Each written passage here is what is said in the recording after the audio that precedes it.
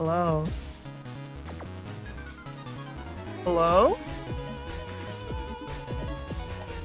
Hello? Hi, Marvino! I lost my train of thought already. Right, okay, are we ready for New Moon 2022, Blood Moon 3? Top Cut coverage. Yes, K9Boy007. Wait, I love that screen name. Hey guys, I'm totally new to this to the scene. You guys hold tournaments every Sunday? We hold tournaments throughout the week, every week up until the end of our Blood Moon series, in which we take a month-long break. But our spring coverage is every Sunday, yes, when we have tournaments to show. Other than that, we will be actually putting out new YouTube videos when our tournament backlog is finished, which will be in just a few weeks, actually, so stay tuned.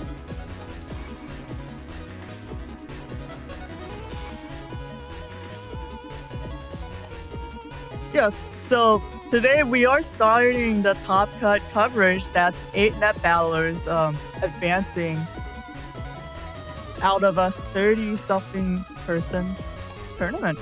So it was very competitive this time. And we have our very special casters today with SoulXCross and Nugget, who you might know as Diamond Kite on the tournaments we've broadcasted over last month or so.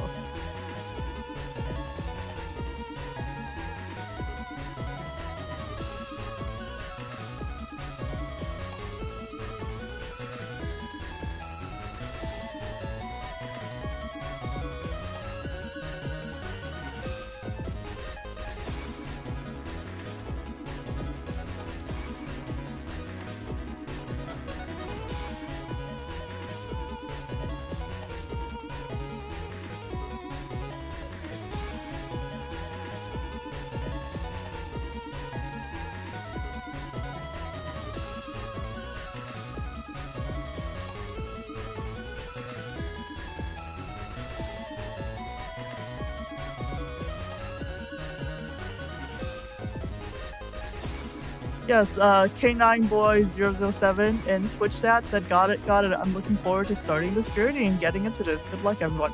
Yes, you can start anytime on our Discord. We always have lots of helpful players willing to walk you through how to set up the games and how to get started playing, and any playing tips or questions you might have. It is a journey, and we are all on it together.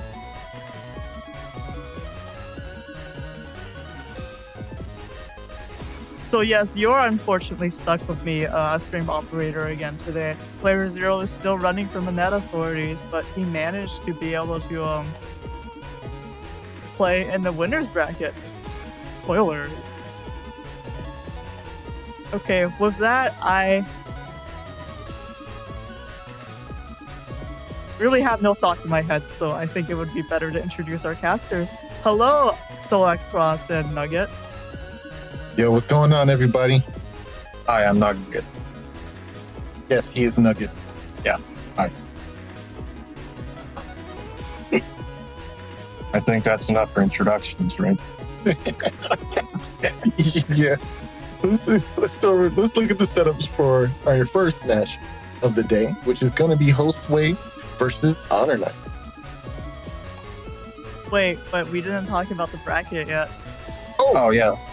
Let's quickly mention that HonorNite only lost one time in the entire round robin series. Wow. Yeah.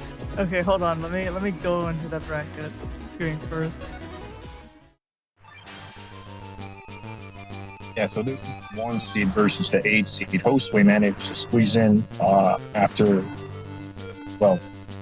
winning a lot more than everybody else. So, but HonorNite only lost once, so he's at the top here. He's the top. Top tier. The top is the tiers. A very, very tough reward for Josue to squeeze in only to be matched against this indomitable force. Who did he lose to anyway? How did playerzero get to third place when he has 27-3? Well, It's based on points. So that means Oh, I see. so you get a point for each round you win in a match. We call rounds, for example, in the triple battle, if you win 2, that's a 2-round win, and that would give you 2 points. If you lost but managed to take a round, so it went to round 3, you would be 1-2, so you would still get 1 point. So that's he actually must have gotten especially swept in his 3 losses, and Nonstopmop like squeezed out 1 win. It's 5. yes, Nonstop got a lot of 1-2s. Or he has a tiebreaker on. He has a tiebreaker on player 0. That's what happened. That too.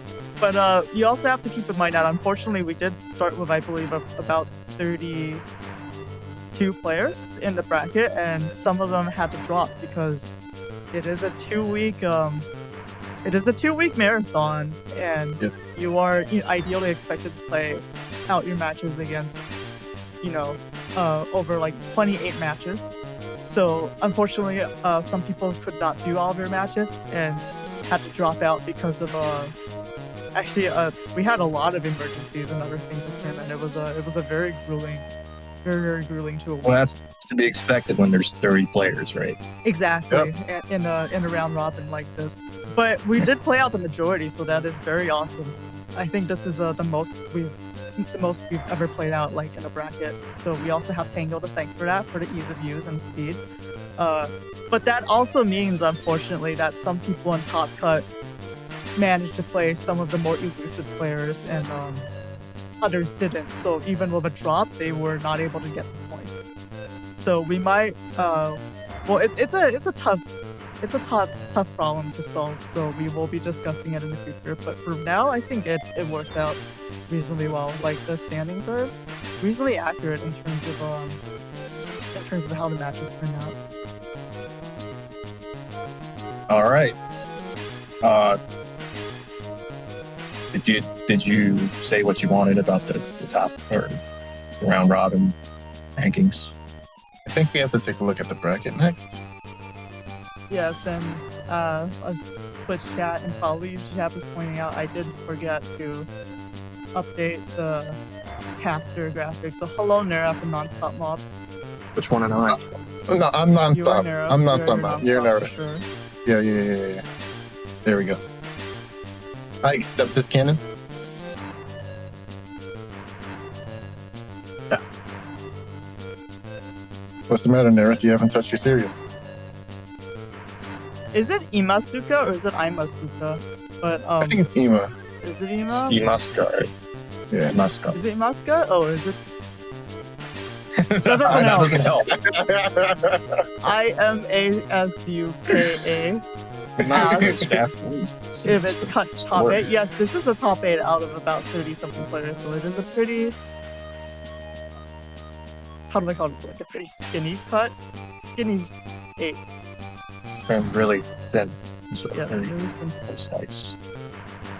Yes, Nugget was very, very close to making it. And I do want to point out, since Josue was brought up, that Josue is a fairly new player. I think they just started playing this year with New Moon 2022, and I think they have consistently made every single Blood Moon since then, all 3, so that is very, very impressive.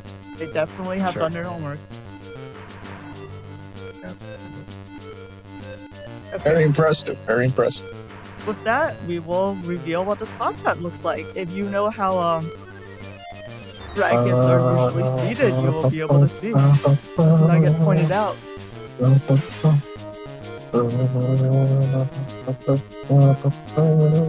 So you know people can hear you, right? Oh, yeah. Okay. That's what it's intended. Okay, just making sure.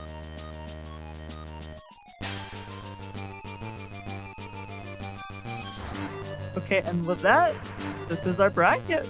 So, yes, HonorNite is first seed and Josue is 8th, which means they will be playing in the first round we will see on screen. Aside from that, we will see Salad and Symes, Nonstopmop and Thiago, and playerzero versus Neryth.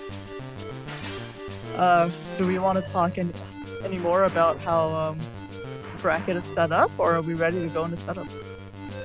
It's really funny that like everybody's only like 2 wins apart. Yeah, it Then, was like, Yeah, very close. It was really close. Oh, there's like seedings, but it's very much everyone's probably at an even match right now. So Yeah, it's very I think we've gotten really, really competitive compared to how we started out in the scene, and like, I think the results of matches is very hard to predict now. Yeah. You can flip a coin like 1, 2, 3, 4, 5, 6, 7 times and get 2 wins. Or... Speaking of flipping coins, I'm really glad we don't need a host flip anymore. Oh yeah, thank you, Jesus. No more host flips, please. Yes, are we ready to go into setup now? Of course. Let's do it. Okay, let's go. Starting transition. Where's the setup? Okay, wait, here it is. Okay, yes. So we are in setups for Josue versus HonorNite. All right. So for Josue right here, he has a cut 6 setup with 1500 HP. He has G code with the Destroy Pulse and Recoveries and Judge Band splashed in, along with his Giga Chip, Meteor Knuckle, and Neo Vary. This is a very standard, or not standard, I guess, a very solid setup for him. Yeah, I think usually we would see 2 bubble stars, especially in the Bowser version, because you have the ability to chip charge them with Spout Cross and get a little bit of that healing back. And it's really good at interrupting it, crossing 2 of the crosses in in Gregard version. So I'm a little surprised only went down to 1 of those. They also help set up Unstall a lot easier. But either way, I think this folder is really strong. The I keep calling it Judgment Pulse. The Destroy Pulse in there is really, really strong for getting those bugs onto your opponent and for keeping them blind for, I think it's like 150 seconds or something crazy like that. It's a long blind time. Is really, really good. I noticed a lot of these folders in this round robin relied on the beast jumps. So the Destroy Pulse, if you land that, it cripples the beast's ability to jump and land those combos. So it's very a meta read, I think. Yeah. And the one chip I really like in here, of course, most Bowser players will put this into their folder, is the Focus. Now, Focus is really interesting because you can turn 1 go into dust and then immediately end the turn and try to get some dust digging going for the next turn. But what about the situations where you don't need to use that strategy, right? Allowing yourself to use something like Meteor Variable and Meteor Knuckle in a turn and then immediately end it to get to your chips for the next turn is incredibly strong. So I'm hoping we see some strategies like that in the mix, but unless Josue happens to open bug fix, I don't think that's going to happen. We'll most likely see it in the former case. Yeah, I think so too. And on the right, we have HonorNite. He's running an Air Shoes Graveyard build. It's 1500. This is a build that you're very familiar with, I think. The Nugget cut setup. Absolutely. It's a really good cut setup, except HonorNite opts here to drop down on the charge in order to get 100 more HP. So he values the 100 extra HP over the charge 3 setup, which I find interesting. I definitely like the idea of it, but there's no Bug Riser Sword in this folder. We're going back to Kernel Force. So I want to see how the charging times affect him throughout the match because of that.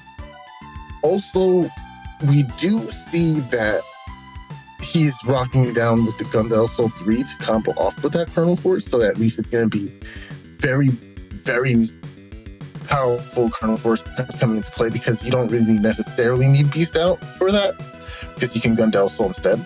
But we'll most likely see it in the Beast Out, so that way we can confirm the Gundel Soul.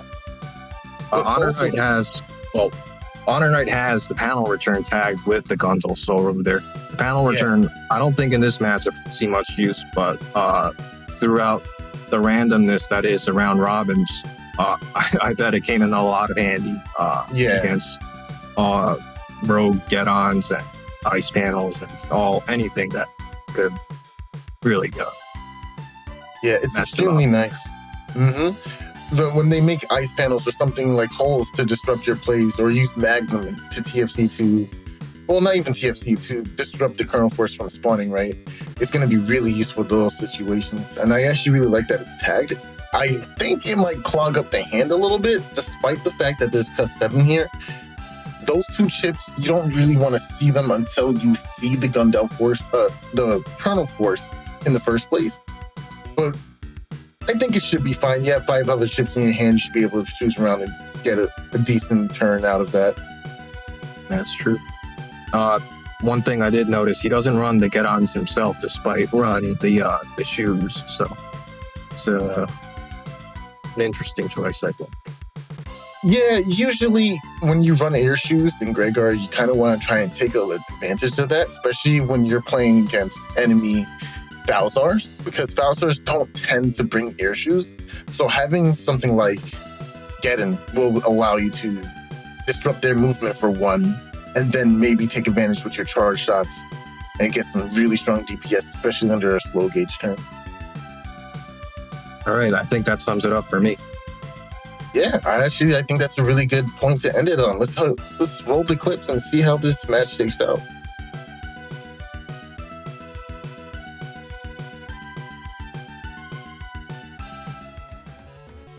All right.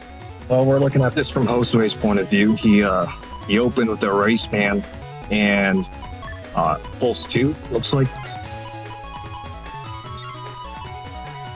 Yeah, we are looking at the perspective of Josue here. So starting off with pulse 2 is interesting, but I actually kind of like the idea of going with a really strong start with Tomahawk Cross and that chip charge damage.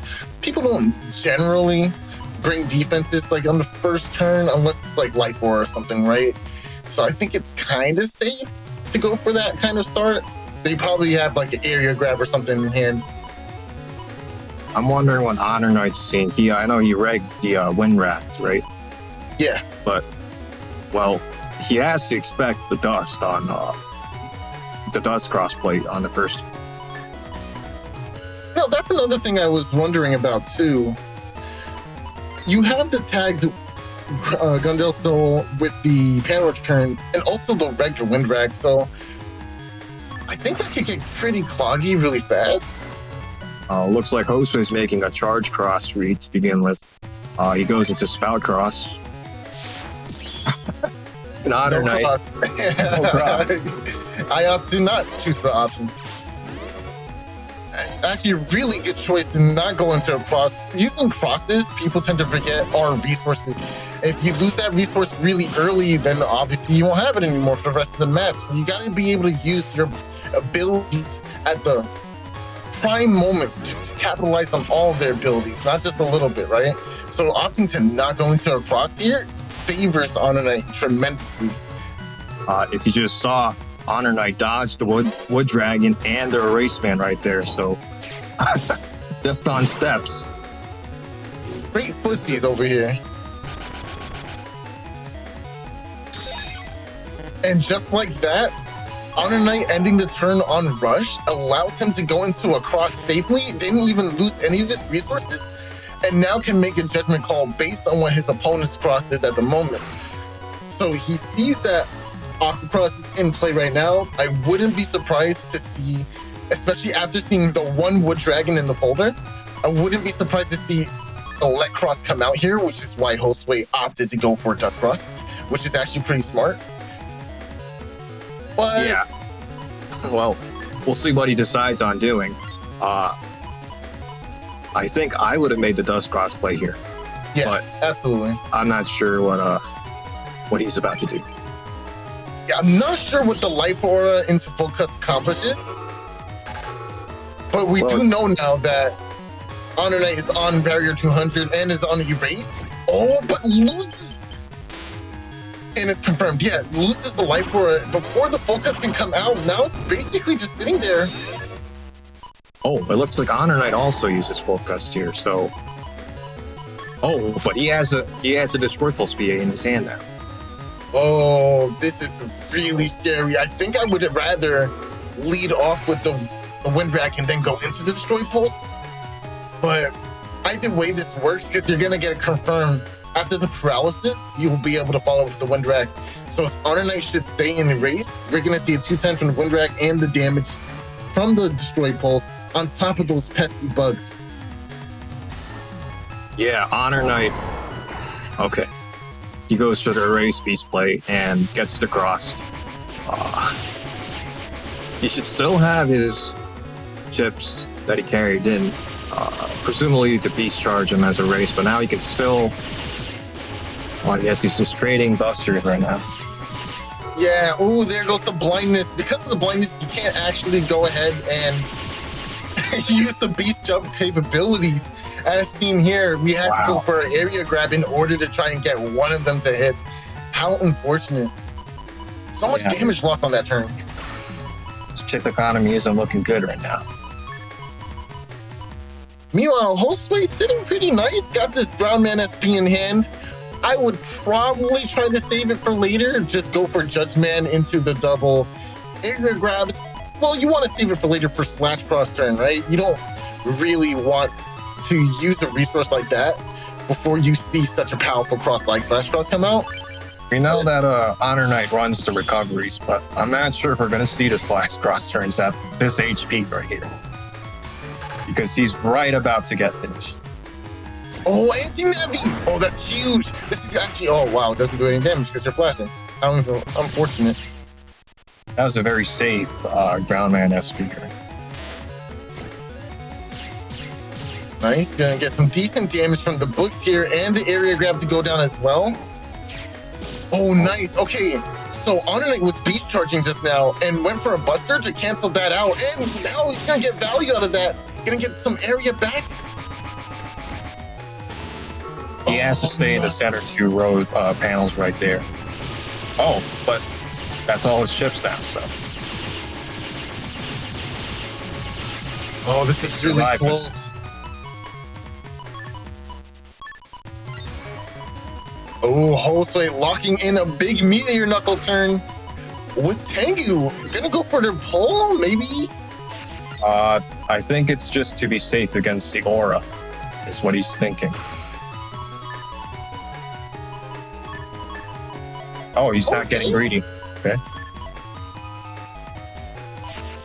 Okay, you know, in this situation, you already have so much of your HP. What are you scared of, right? HonorNite does have access to Kernel Force and does have the Gundel Soul combo in the folder, but you're sitting in Tomahawk Cross, so you could still technically try and respond while the soldiers are shooting you. On top of that, we saw the grab revenge last turn, so he can't reverse this into a major Kernel Force play.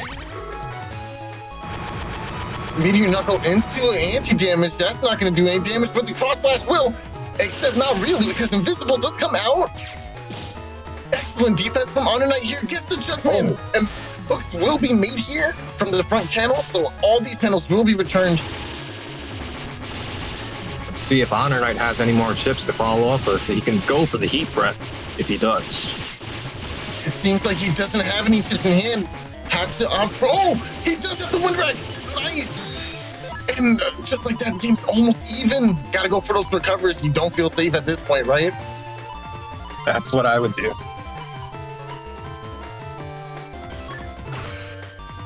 He still has the Kernel Force. He might just beast over and use it. I think it's a little too early for a beast over. I would be surprised if HonorNite pulled that card.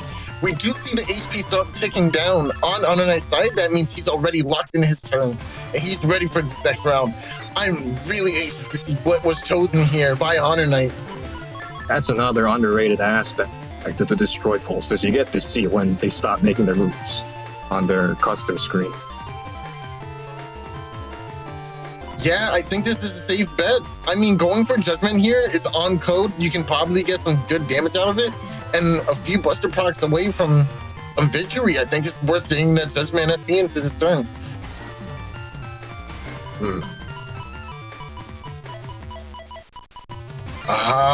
Feeling so iffy about it. I don't know. I think this is the right call. One wrong move. If you make the wrong move, it's over. And every win counts here, so you gotta be careful. This gotta is top think it cut, over. of course.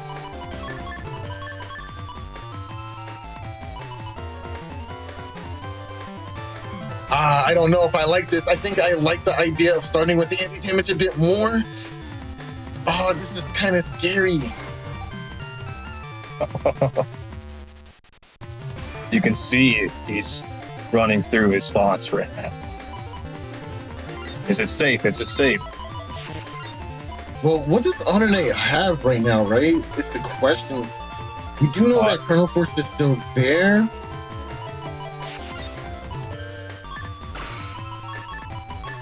As far as navies go, I believe we haven't seen the Element Man yet.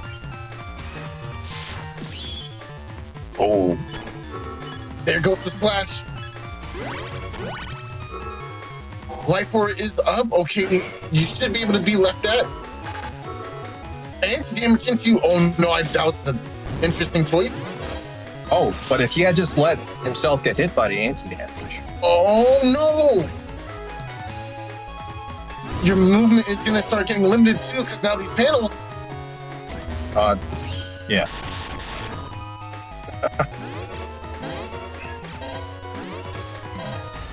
They're in a stalemate right now. Yeah, there's nothing either player can do. Erase man! Oh! That's really nice. It should last enough time for the turn to end. Nice. Okay. Very subtle adjustment by HonorNite at the end of the turn going into the top row. Or, yeah, row. HonorNite was on the back foot for the entirety of this match, but just so suddenly feels like a much larger threat after just a few turns and sequences that go in his favor. Just goes to show how powerful Gregor is in any point in time. And you really can't count the match over until you see Mega Man deleted, that is. And speaking of, you gotta really keep in mind the Colonel Force hasn't been played yet, so. Mm-hmm. And neither have those recovers. HonorNite is still sitting on those two recovered 300s in the folder. We already saw the barrier, of course, the barrier 200. And I believe we saw the Life Force as well, which got blown away by Tengu. So not many defenses left in the folder.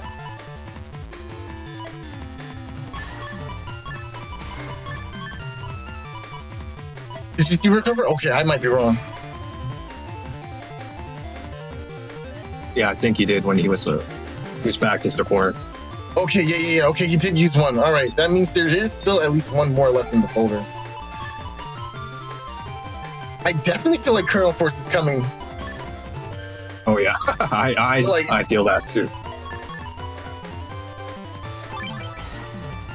A very safe opening here with the anti-damage, and then in case that Colonel Force does come, he opens with the recovery though, which yeah, it's also a code reveal. He knows that the Colonel Force isn't coming this turn. Oh no, I think you should have sat on that a little bit longer. This is exactly what HonorNite wanted. Charlie, you're not going to hit today. Now we can get some pressure. Oh my god. Oh, that's insane. 1 HP. Oh no. Oh no. And This is what save ground man. Yo, this is exactly why I said you save that ground man SP, because this win con is very much on the table at any point in time for Graveyard, and you have to respect it. This is tough. This is only game one. Bro, we got another one or two of these, bro. You know, this is insane. Beasting over, I definitely think this is the right call. I'm not sure if he has enough here to make up for the difference, even with the invulnerability from the Beast over. I don't think so either. We're gonna have to see how it works. Of course, the Beast AI isn't that strong either. These attacks could just straight up end up missing. There's Element. You can't press the time on this. It has to go to, I think it defaults to Elec, if I remember correctly. I don't remember. Oh, yikes. There goes all those misses. Now you have to clear 270 HP. Yeah, this is over for Josue. As you can see, the Beast over has a bit of a pattern in terms of movement and what it does. Oh, I love not giving up to the very end. Yes, sir. Oh, and there it is. Well played. Well played. Yeah, that was HonorNite nice. had the tenacity to keep fighting despite an early deficit. Yeah, those recovery 300s are really key to extending matches. It's very helpful. I think if you're running 1500, 1400 HP, running 2 recover 300s is pretty much staple, which is something I think Neryth would love to see here because Neryth is the only player I know that actually plays anti-recovery. So he wants people to play those recovers so that way he can just punish them. But at the same time, they're just so invaluable to how much they give you in longevity, especially if your opponent doesn't have anti-recovery, right? That's 600 extra HP in the form of 2 chips. Like, it's just too good to have. Yeah. It looks like he has the early uninstall here. If he lands that, HonorNite's going to have a bit of a problem this match. Losing the air shoes is a bit problematic, but thankfully there's no get-ins in the folder that he has to worry about or anything like that. Oh, these rock cubes are... they're going to work against his favor in this situation. You can't get rid of that anti-damage on HonorNite. Also, he should be triggering Rush at this point, but now he's going to lose that opportunity to safely trigger Rush. I believe HonorNite does not have Rush. Oh yeah, you're right. We just wasted the...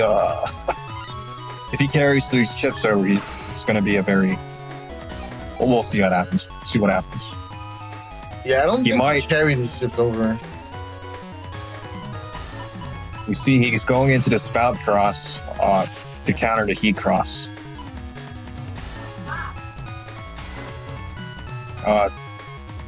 He does have the ore, so he does have a safe dust dig turn if he chooses to forgo the uninstall, but it doesn't look like he's going to do that.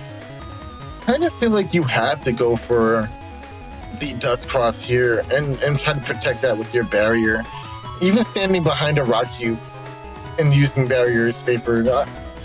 This hand doesn't seem like it can get much going right now. Looks like he's made up his mind. Or not. Yeah, okay, I can see this area grab into life where you presume that you're safe in this situation. If you can't behind a rock cube, you should be safe.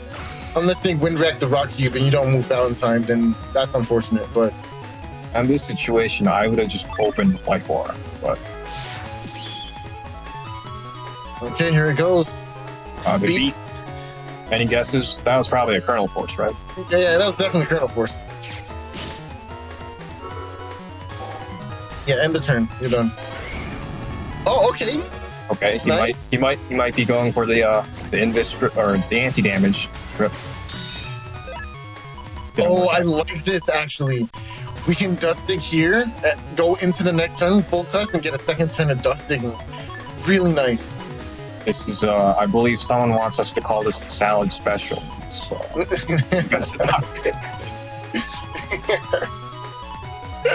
someone has a copyright claim on this very move that we're about to see. But he can't carry the... He has a full custom hand on. If he's carrying chips over, he's going to lose it. So...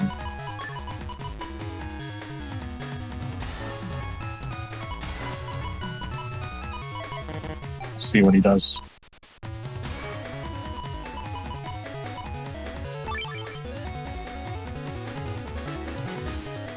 Now on HonorNite's side, I bet that beat earlier was an erased and star. That's what I'm betting on. It doesn't make sense for him to throw away the element man earlier or judge man in that situation.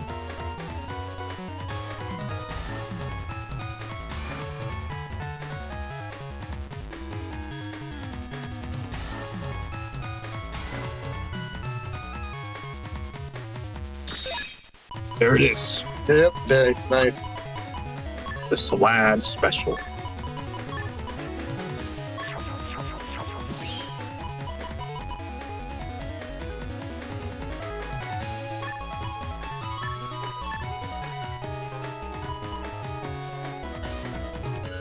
And if he opens with the erase band here while he's in mid movement, if he doesn't cross cancel out of it, that's a okay. Okay, the choice is not to cross cancel out of it. I wonder what HonorNite's plan is here. How do you deal with the life aura? Oh. Yeah, I can see a beast out happening now. Didn't he have wind rack regged? Yeah, he does have wind rack regged. I'm not sure what's going on here. What is happening? And now we see Josue has the destroy pulse lined up. But HonorNite set up the anti or a trap at least at the end of the turn. So he can't destroy pulse right away. No, he has to shoot it off with the machine gun here. I don't think you change crosses here. You're in a really good spot. Just keep dust digging. Make your opponent have an answer for that. Now HonorNite here probably has to cross cancel out of heat, which I'm not sure is a big deal, but whoa, shuffling away the machine gun. Interesting. I think he's confident he can land a charge shot to get rid of the trap anyways.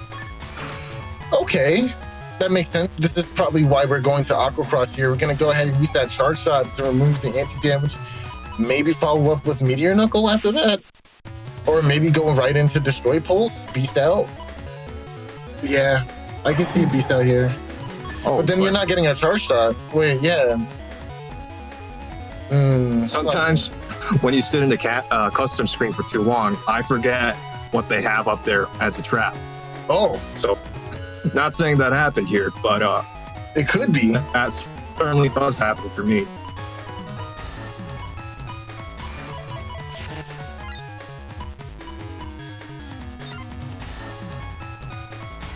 Yeah, brainworms is getting to you, Josue. I don't know, bro. Yeah, this ain't working out like you originally thought. Gonna have to throw away a wind rack into the anti-damage. Hopefully it hits. Oh, and it doesn't. Oh. That's problematic. Chip charge. Yeah, you got a chip charge. So hopefully one of these hits. Oh, that was so intimidating. Just running up Buster. Nice. Nice. He missed. He missed that. Nice. That was excellent. One of these hits, that's plus. No plus. Yeah, Meteor Knuckle. Oh, it wasn't even anti-damage. Wow. You're trapped now. You have to deal with this destroy pulse as well.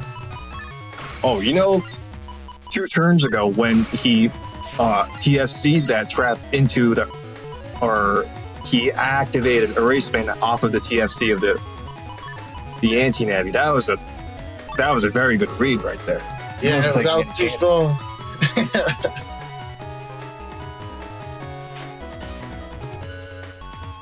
Oh wait, the uninstall didn't happen. That's right. Okay, so you aren't trapped. Definitely have air shoes. Oh, very nice, very nice. Did he carry 2 recovery Piranhas in? Yes, he did. Okay. I guess he's going for the he's going for the ground cross beast charge.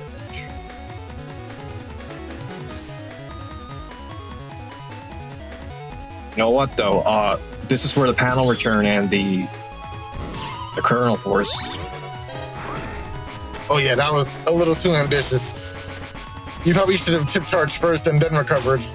Oh, that's some big damage. Erase tail arrows hurt so bad. Oh my gosh, another one? Another one! That's 800 damage. Oh my goodness. Backing up. Going right into Tengu Beast. That's an interesting call. The question is... That would be for the D-Cross, right? Yeah, you could attempt for D-Cross here. I'm not sure if you're going to be able to nail that, though. It will be on to Josue and his piloting to get this off the ground. The opponent still has super armor. Oh, you didn't need to reach the first recovery? Okay. I don't know. That's rough. Ah, okay. See, yeah, that makes sense. Yeah, Josue in Twitch chat says, I didn't mean to use the first recovery chip. So they did intend to drill drive after Destroy Pulse, which would actually be an insane damage. Unfortunately, that got used instead. That might have flipped the situation. Yeah, completely. That's what 320 damage that he missed out on, I think.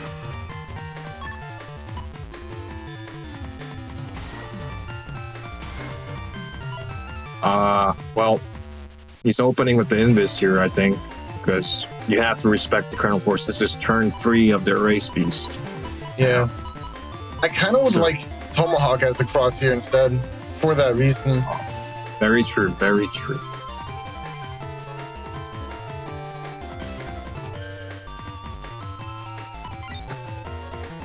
A very intense staring match happening right now as both players try to read what's happening.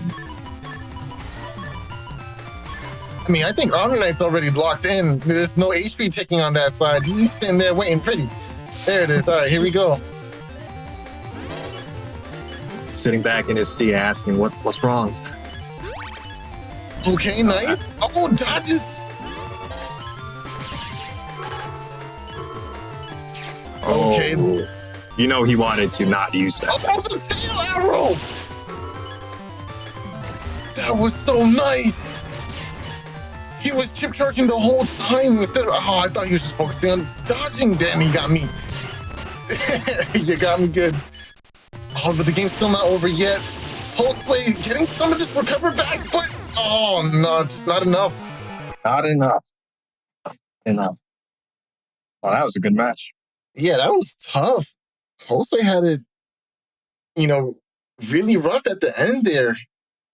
It was definitely that drop drill drive that kind of ruined the strategy for Josue there. If that landed, instead of getting to recover early, it would have been really nice. Yeah, that's a huge swing up. Yeah. And then, of course, he erased tail arrow on a ground cross into 2 more of those. Yeah, that's rough. That's a really rough turn. Yeah. That was rough. There's not much else to say there. There's not much else to say about it. Shaking your head. I hate that it happened. Let's keep it on moving then, shall we? I believe the next match we have coming up is actually Salad versus Symes.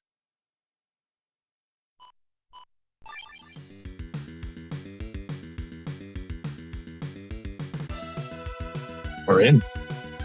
All right. We're in. All right. Salad over here on the left has a very blue Navica setup. That's pretty much has a very utility focused Navica setup. Has beat shield. Shield. I thought that was the first barrier. Yeah, it's a very, very solid setup. Now these are both on both sides. Salad and Symes are running Elect Pulse and the Wind Racks in multiples for their the Beast jump combos. But they're on different codes. Salad is on A code, Symes is on E code. So it's going to be interesting for me to see what happens here. I want to point out that Symes isn't running any gauges, but because of that, he allows Salad to control the pace of the match. And what that means is she chooses when fast gauge is going to be active, right? And that could be a huge point of the match that will make a difference depending on when she sets that up for herself. But the converse side to that is if she does use fast gauge earlier on, you're giving Symes the same exact access to full fast gauge beast out rush combos as well, right? So it's gonna be who manages defenses and beast rush better. So it's gonna be interesting to see for sure. I'm very concerned about how this match is gonna turn out. It's gonna be basically infinite beast for 3 turns in fast gauge, and it's gonna be crazy. One of the things that I really like about Symes' build is that he's 2200 HP. And on top of that, he has the recovers. So he is very much built to take any hit. Yeah. Yeah, for sure. I do like that A code has a bit more defensive utility with those risky honeys. I think that could be a huge factor in this match if Symes blindly rushes his chips into even one of these risky honeys. It's going to be a lot of damage that he's going to have to deal with.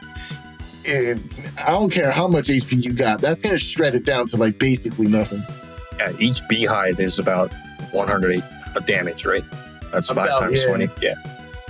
But on the other side, Symes has the Fire Burner 3, which crushes the risky honeys. So it's an interesting dynamic here where he can always, if he gets the right read, can get the damage through risky honey, and on top of that, just negate it entirely. So.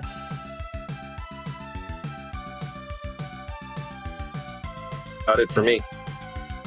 I think that's pretty much all that covers it. Let's go into the match and see how this works.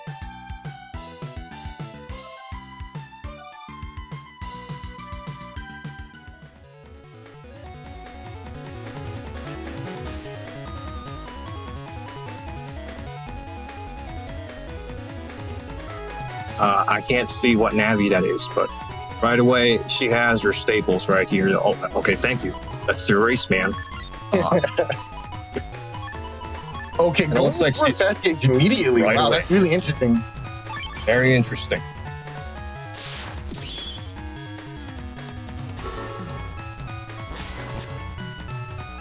Now Symes knows that she was running beat, so he tossed something away.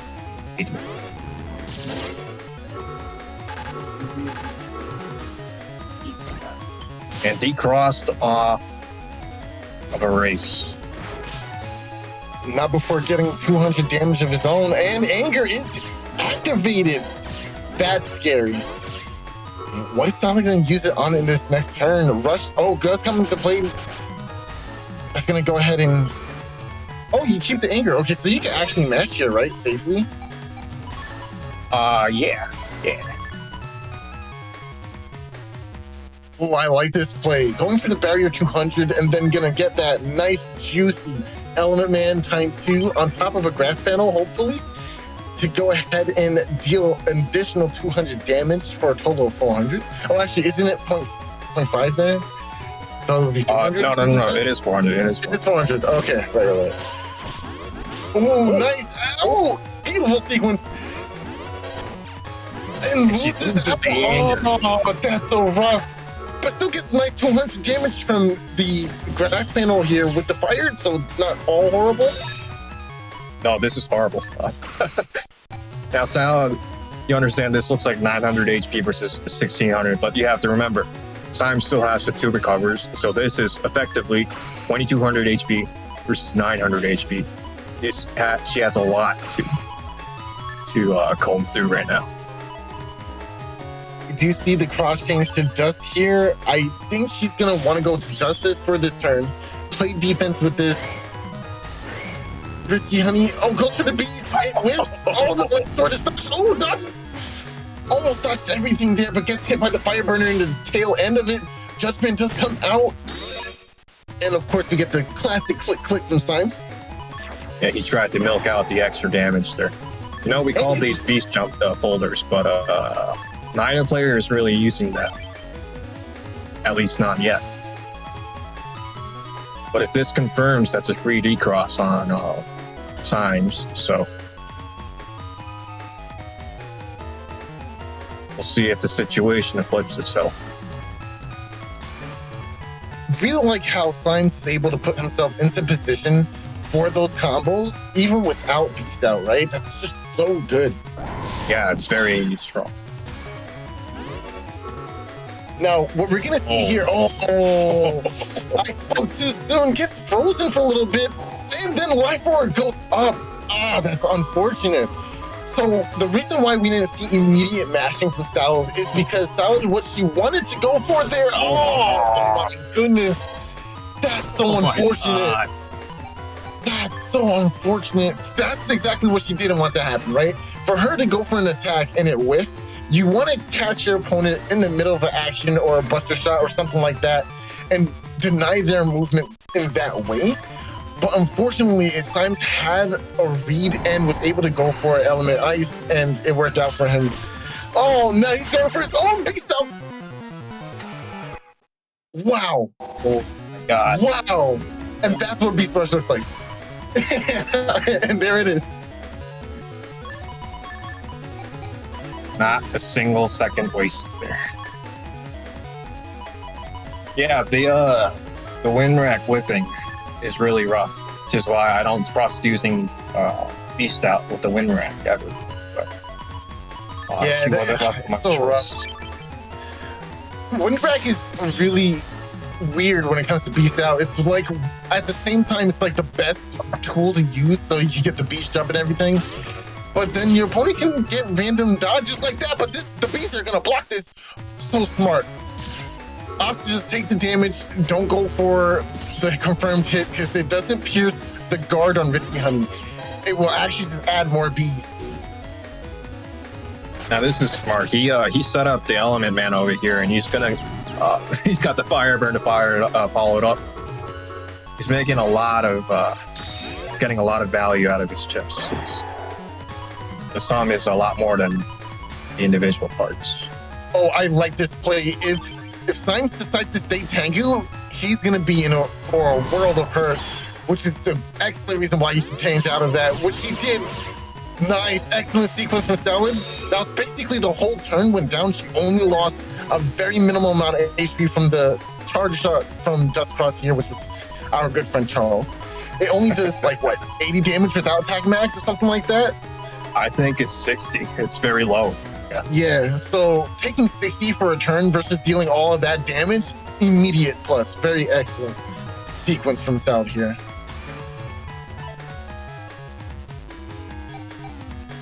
I'm just sitting back very comfortable knowing that he's getting his chips and sorted out right now. I like the idea of anti-Navi here, but Salad does have a history of anti-Navi going up against her in the long run. Well, it's tough shit to use, and sometimes people do get mixed up, even the greats, like Salad. But hopefully it goes in her favor this time around. Nice. Beats the trap and he crosses. If he missed out LOR, he could have probably ran into the custom screen without seeing the race man.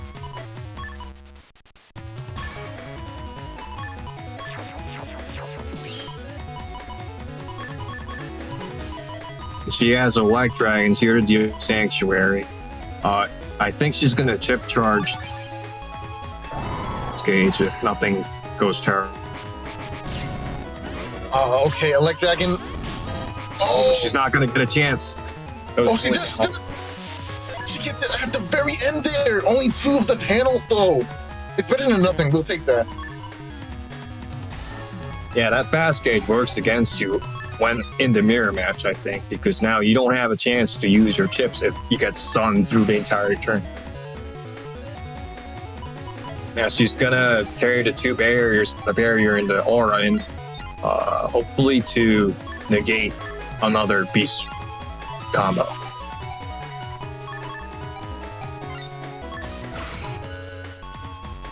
Yeah, the name of the game is to stall, and you want to stall out the rest of these beast turns specifically, right? Because that's where most of the damage is going to be coming from. And it seems like Symes doesn't have a way. Oh, okay. That wind rack seemed random, but the reason she went for it was for a possible counter hit on a beast charge. Did you see that? Yeah. She had the back B, but he beast jumped into her panels. Yes. So the life aura is still there. Yes. It's so good. It's just so good. Hub Bash just come out for Symes here. That means attack 5 is online for him. Wind rack does take it out. Oh, okay. Beast turns are over. So it's back to being a fair game. Neutral is engaged. One GP and Twitch that is asking why there's no lockout on the recovery, and I know. Very interesting what happened.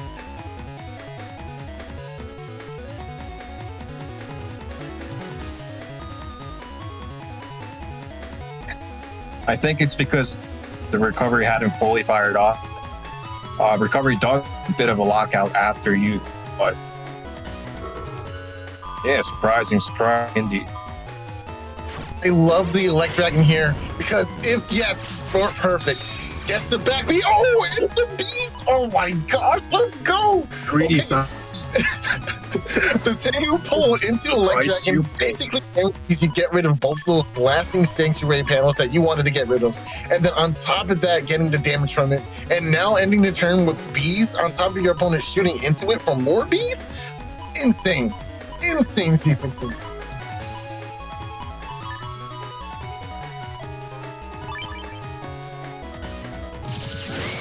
Oh, and there it is, the anti-navy. Oh, but no hit, no confirm. But hey, it didn't go against you this time. Okay, And now take away that's Hubcats. play for both.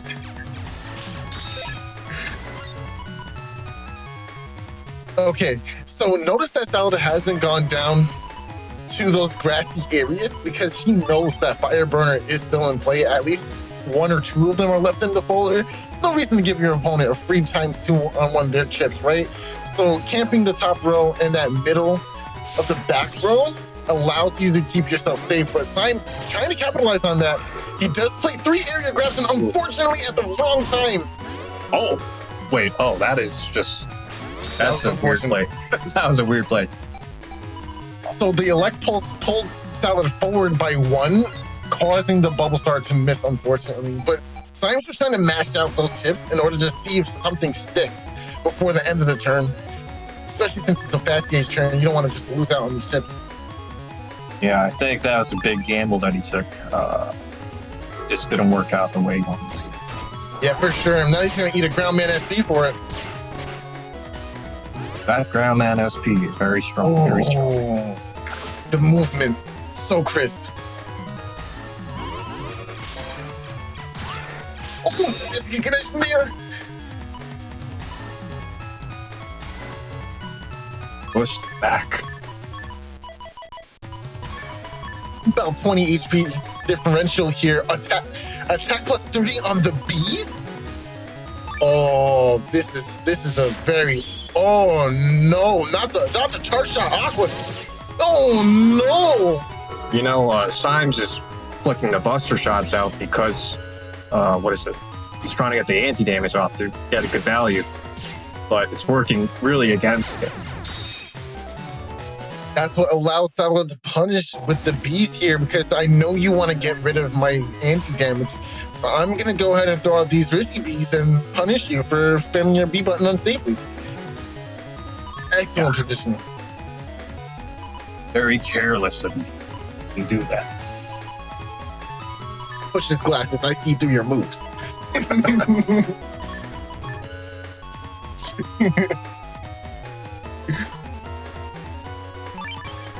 Honestly, I don't even see it as what Symes is doing as bad, right? That was correct play. You have to deal with the anti-damage somehow. The only way to do so is to shoot it off, right? Yeah, especially that because you couldn't just camp on the damage you do because Sal was winning damage, I think, at that point. Oh, count it! Oh. I promise you, I'm doing it every time. Every time I'm going Aquaman. I don't care if you have defense. I don't care, bro. I'm a vibe check you. I'm doing it, bro. Yeah, in this situation, you have to make your opponent respect and open with an invis or an anti-damage. I don't think Symes is running with this spell. You have to open with defense of your Symes here. Yeah, you have to. Every time. You're crazy if you don't. He might not have it. This is the crazy thing. Oh, you know what? I like this idea.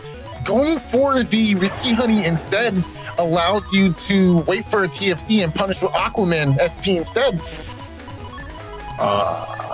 Yeah, I agree with not taking Beast out. I think staying in neutral is the best idea for this situation. Yeah, oh, this is such a good turn. This is an amazing. I'm so hyped.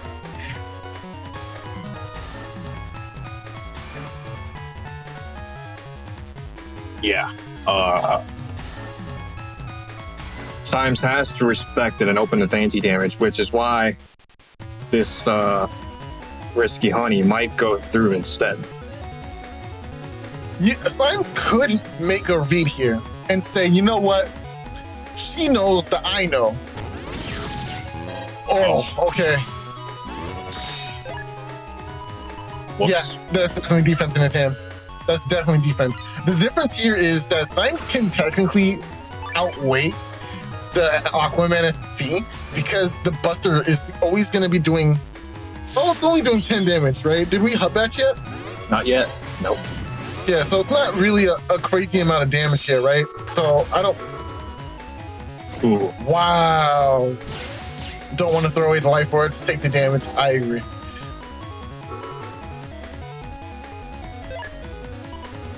Oh, and a wind rack appears at the perfect time. Of course, it's one of several, but you know. Yeah.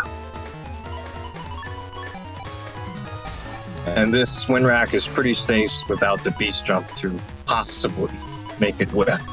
So. That's easy tear dry. Oh, I hate that bird so much. What could that have been? Okay, now these buster shots are going to be intimidating. Anti-Navi does go off. Erase Man. Okay. Oh. I think he knew. I think Symes knew. Yeah. The hot batch is here now, so.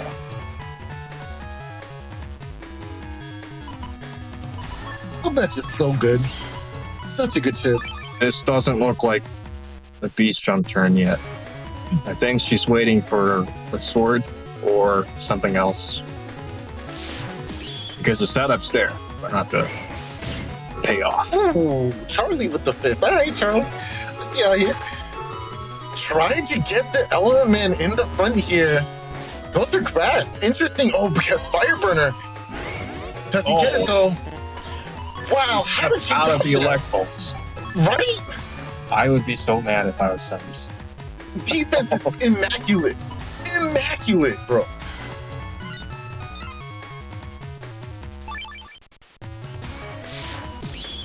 Ground cross coming out from Symes here. Very interesting. I don't think he went ground cross in the last couple of rounds. This is, I think he made a read for the beast jumps and didn't want to take the double damage from the sword. Definitely wants that super armor too, yeah? Now, if she crosses out or beast outs here, she keeps the anti-damage. It's a very sinister thing to do, but Yeah. yeah. Oh, this is a beast turn, for sure. Electric Pulse, one Drac, Electric Pulse, one Drac. We've already seen the barrier, the life aura, come out from Symes' side for this round too. He's going to open with one of the electric pulses to get rid of the anti-damage. And then it's all over. Oh, they're both going for it. Nice, nice. Oh! Okay. I didn't expect that to hit, but it did. Jeez. Yeah, that worked out so well for Symes just now. Yo, this is definitely one of those moments in Dragon Ball Z where they just start fist fighting for like 20 minutes, flashing around the screen and whatnot. Oh my gosh, that was great. Need a drink after that. Yeah, for sure. Stay hydrated, win in for the long haul, my guy. Now Salad has a decision to make. She's just gonna carry the aura and stall out this turn.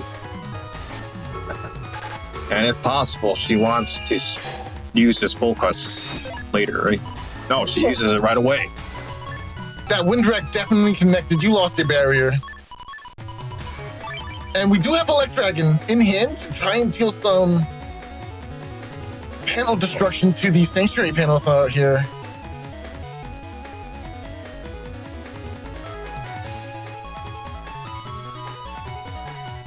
Symes probably just threw away like his entire hand here. I think it depends, right? What do you think this? I don't know. Maybe he didn't. Oh, the erasement! Off of the sanctuary panels.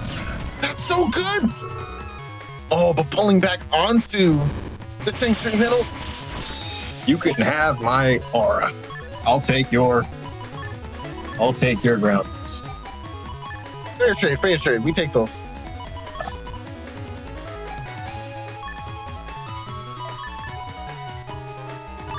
we see Symes is on the bottom end of this HP battle by nearly about half.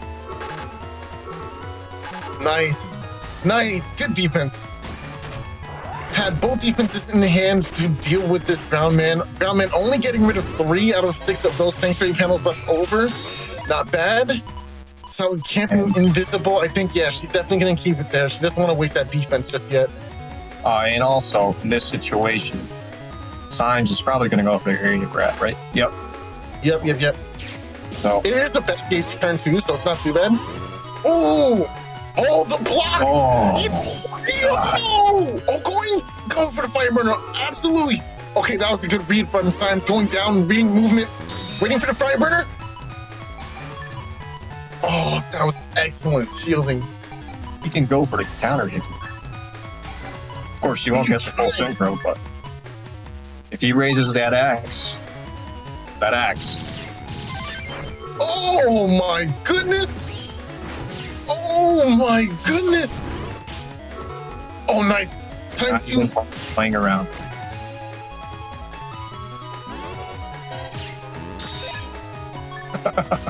Getting the charge shot in there, so cheeky. Well, you take what you get, right? Dang!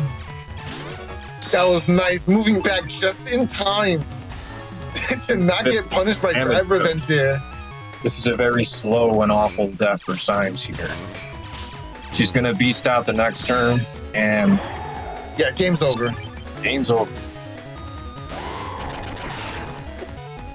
Leading in HP, even after full recovers, yeah, game's over. Symes knows. Oh, I see. The last shield at the last minute. Ooh, that damage count, boy. Nearly 3,000 damage. Who said A-Code don't do damage, bro? Yeah, who said it? Wasn't me. Well, she really should have gone for the Master Cross point. Oh, absolutely. Master Cross is obviously the only way to play A-Code. That was great. Excellent. That was great. Match. I really didn't think Salad would have enough damage to claw through Symes' effective 2,800 HP build, but she did that. She did exactly that. Wow. In Twitch chat and WinGP saying in round robin, Symes chose deletion on turn 15 both times to avoid damage justice play. That is hilarious. Wow, that is a bad mojo. Yeah, I would do it. Yo, you know what? Take your dub, but not in the way you wanted it. Yeah, I'm gonna feed you this one. Oh my gosh. That's like when you're getting bodied and you just land one hit just so you don't get perfected. Exactly. Hey, listen, I got my hit in. You don't have all your HP. We're fine. I'll take the L. No perfect. Never. Oh, man. Okay, I think next up we have Nonstopmop versus Thiago.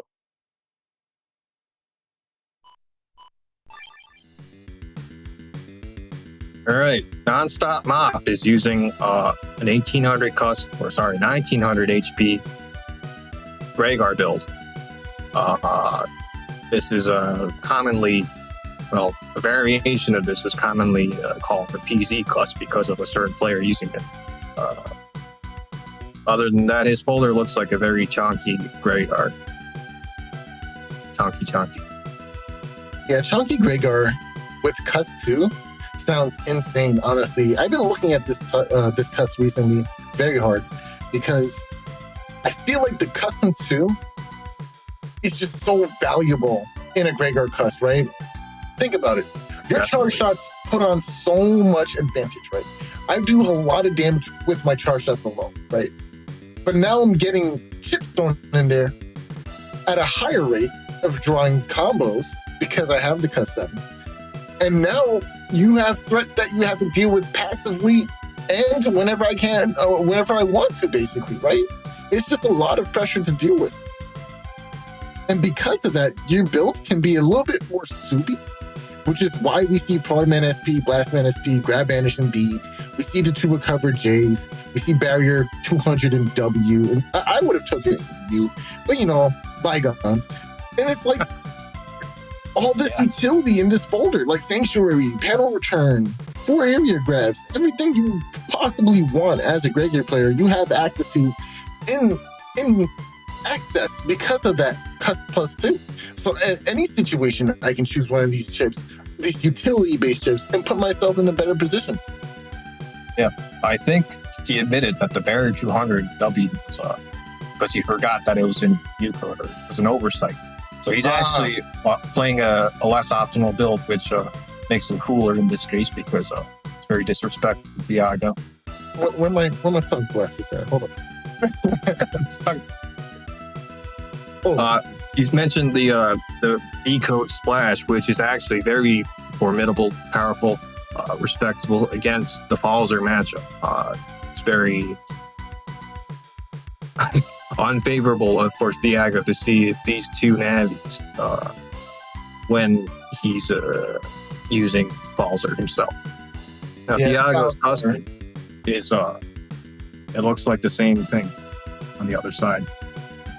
Yeah. Oh, it is the same. No, they're 1-for-1 the same. Yeah. Oh, actually, no, they're not 1-for-1 the same. I believe Speedmax is over on Thiago's side versus Nonstop's opting not to play Speedmax. So a little bit more. No, Buster Bug is still at 3 on Nonstopmop's side. It's bugged on the side, on command line, and then of course, Charge Max is also bugged.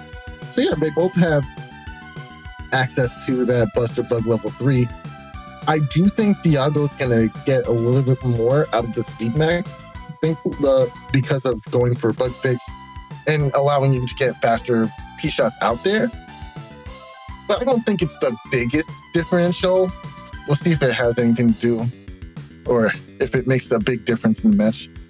Yep. You see that pass gauge is regged for Thiago versus Nonstop Mop running two slow gauges, but they're not regged. So we can expect Thiago to open the pass gauge and reap as much damage out of his chips as possible for the first few turns. If Thiago wants to play the gauge war, it's going to depend on who pops gauge first. Whoever pops gauge first loses in the long run, especially if the opponent has it in their hand as well, right?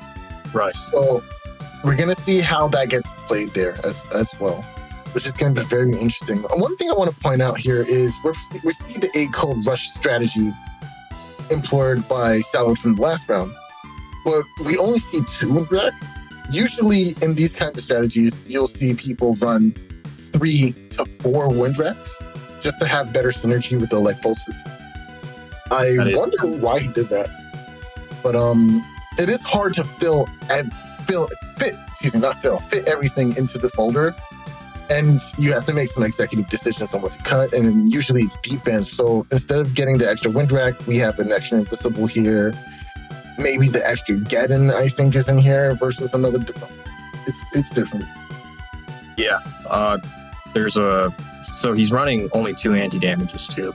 Salad had the 3 anti-damage and the anti-navi as well. So there were definitely some decisions. I'm not sure.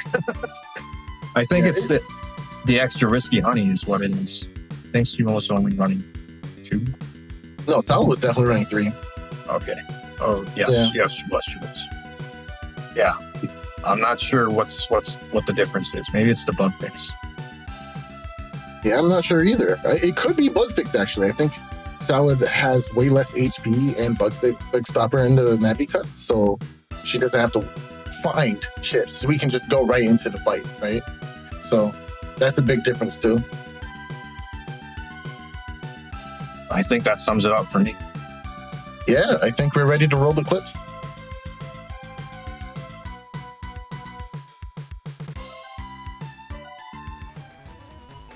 What is this? What is this? It's right there. What a cheater. What a cheater. It's even in his slot 1. It's like he regged it. It's like he's playing Battle Network 3 with the 11 chip glitch. Wow. Turn 1 bug fix in the first slot. Man's the team. Ain't no way. Yeah, I go in no Twitch way. chat, shaking his head. Can't believe it. We haven't even started watching PC play yet. This is like Like, the what is that? appetizer for the main meal. I ordered an appetizer for my a la carte.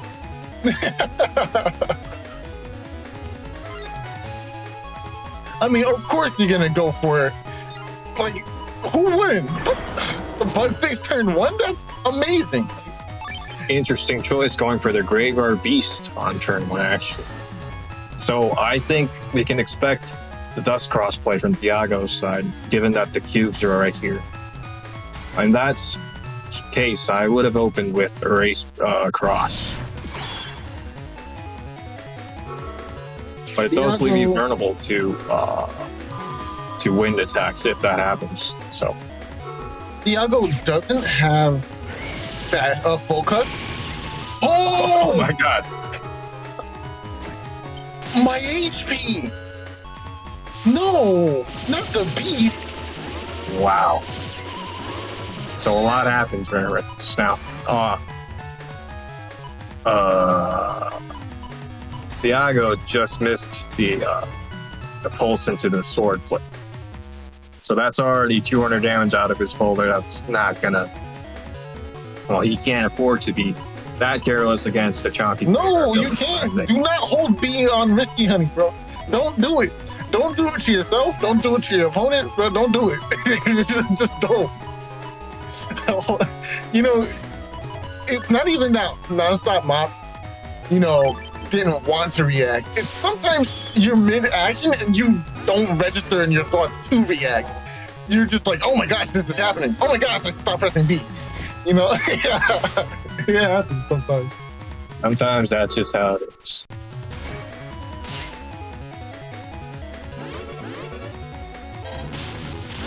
Oh, no! Those bees are still in play. Yo, Thiago with the bees, punishing that bug fix turn 1. Oh, this is scary. That's a lot of area. Oh, That is scary.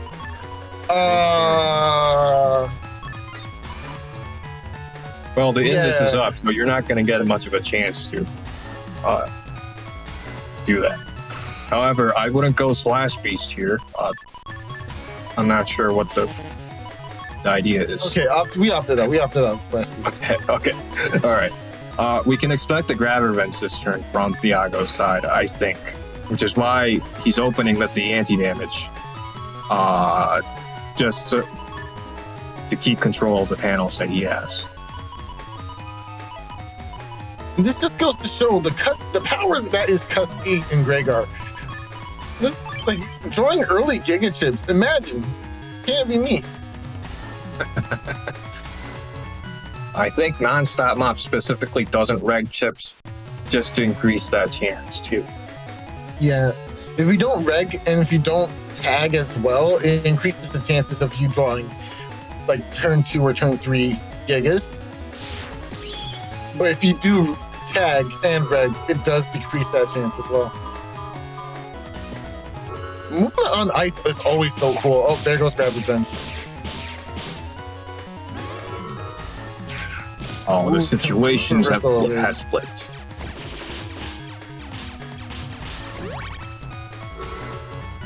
Oh, goes from the Invis here. And initiates the fast gauge. Oh. Uh-oh. Oh. Uh-oh. No. Ma. No. Not like this.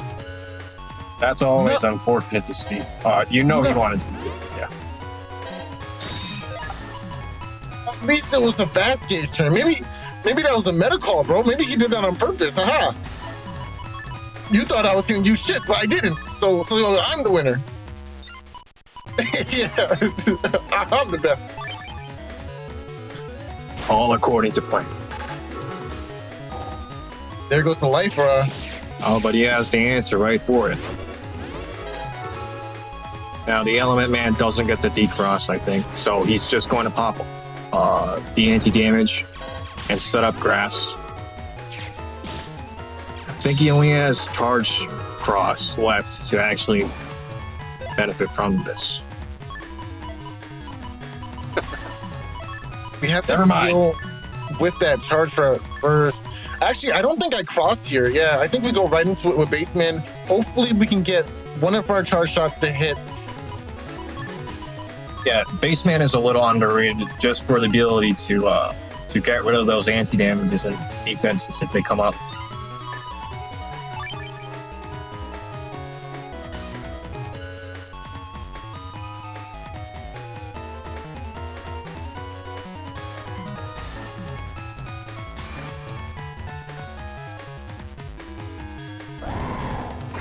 It's about time.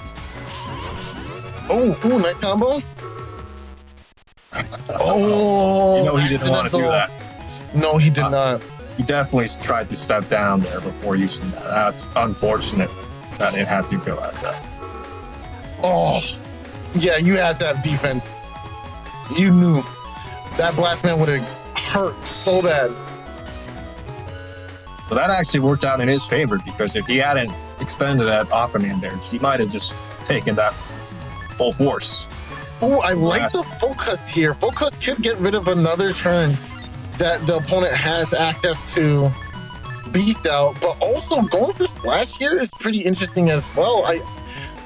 Wow, I really like this. This is a nice sequence. I would open with the full cust though, because against beast rushes, they have a lot of time to go through their chips if you don't use it right away. Well, it seems like Nonstop wants to go for the slow gauge slash here. It is going to be a bit scary with the beast rush still on the table. And of course, Judgment's going to go ahead and take back these panels and trigger the anti-damage to boot. That's one of the underrated aspects of the books. You can just pop those crap. Oh, the counter hit! Oh my god. Oh, another counter hit! He is really got the damage.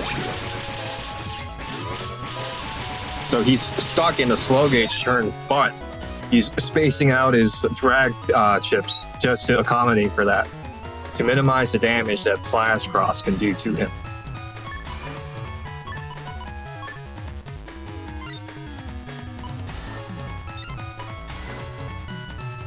Oh man, I kind of like the idea of changing crosses to something with more beam move, maybe like elect cross. Yeah, he's in negative area right now, so I wouldn't stay in SoulXCross, but it is a very good resource. So Fast Gauge is back in play. Element Man's not going to get anything done here. Going to keep the anti-damage. very smart of him to protect the anti-damage. Oh, nice! Got a Buster proc out of that too. Yeah, that's one of the biggest strengths of the PC cust is that you get to do that. Oh, and the slow gauge made it in. This is going to be a slow gauge match for the rest of it. And Sanctuary in hand. Going for erase here. Oh man, he has the Beast over Q Force play left. Yeah, he has everything. So despite being only down to 4 chips, he has all the chips he needs to win the game, as long as he whittles out Thiago's defenses.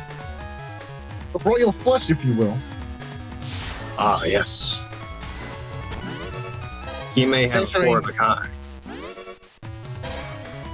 Now, not waiting to use a Sanctuary until... Oh, the procs on that Buster Bug. So juicy. Waiting out the width of the turn. Got back the area, too. Kind of Force is going to be so juicy.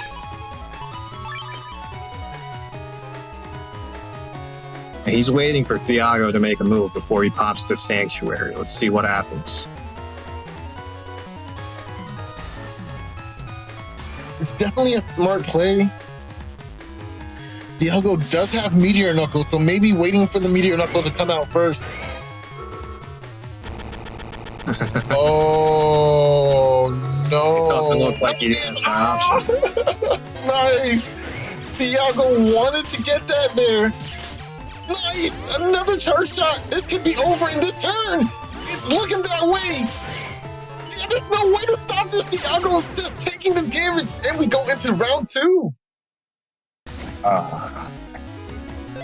That was a It didn't even come to the Colonel Force play. Wow. Yeah, he made the most use out of that Sanctuary. He knew that Geddon hadn't been played yet, and was very aware of that, and flipped the tables.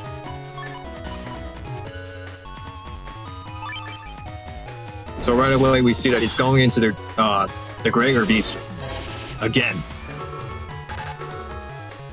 Both players open with Life Aura here. It looks like they both drew the same hand, almost. So he's probably going to want to set up grass here, the last element man.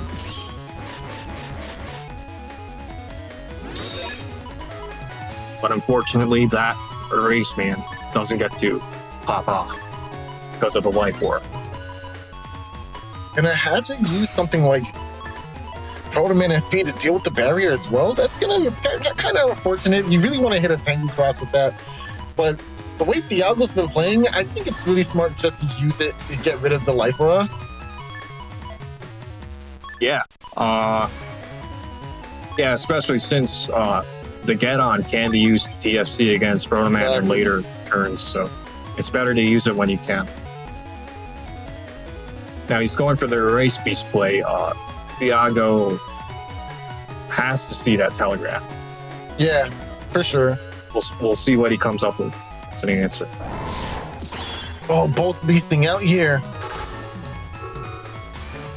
Oh, that element man just enough to get rid of the aura for Nonstopmop. Oh, Thiago waited for a little bit, making sure that he got the exact element he needed for the situation. And slow gauge? Oh my, charging the slow gauge. Oh, dodges the wind rack and still gets the D-cross. Not enough time. No, wait, he gets it both. Nice. Wow. He got both of them and he threw away a slow gauge if you didn't notice. How interesting.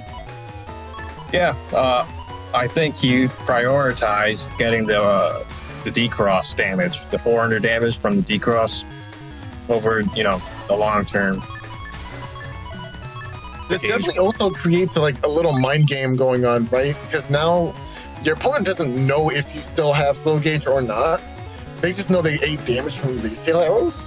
So am I going to use my second fast gauge? Do I want to throw it away? Do I want to chip charge it? It's a lot of pressure to be thinking about mid-match.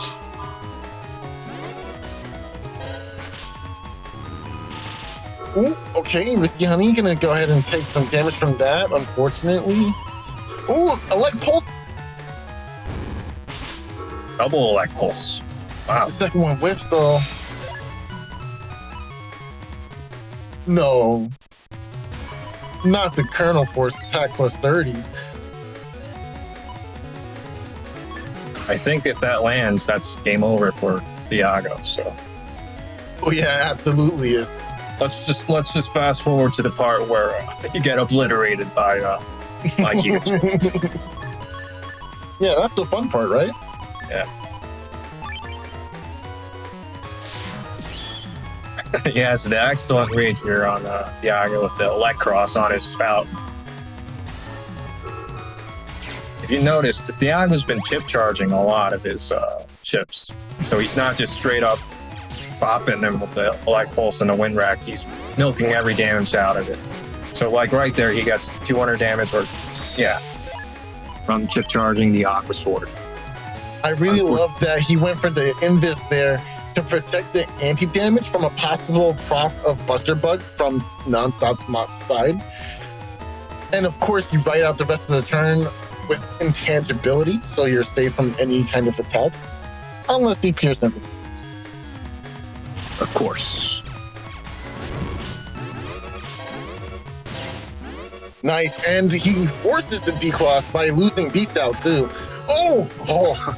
Very patient. This is one of the strengths of Gregor is that you can just hold on to your chips and keep popping from your side. I'm always pushing out damage with my charge shot, so it doesn't matter when I use my chips. You got to deal with my charge shot. So it's on you to make a move. So in that kind of logic, it seems like Bowser's usually on the back foot, right? from the get-go, they have to dust dig, they have to set up, they have to find chips. It always seems like they're digging, right? Meanwhile, Gregor's just like, hey, charge shot. Wow, that was very offensive to Gregor players.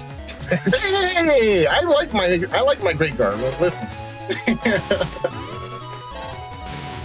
He has the Tomahawk Cross charge shot with the Element Man Elect destroying the girl over there. It's guaranteed to hit. Uh-oh.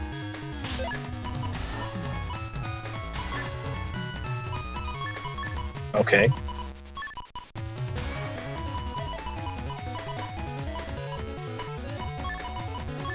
Now, I haven't been keeping track. He used up 2 pulses, right? Does he have any more left? I'm not sure. I think there might be one more left if he only used 2 so far.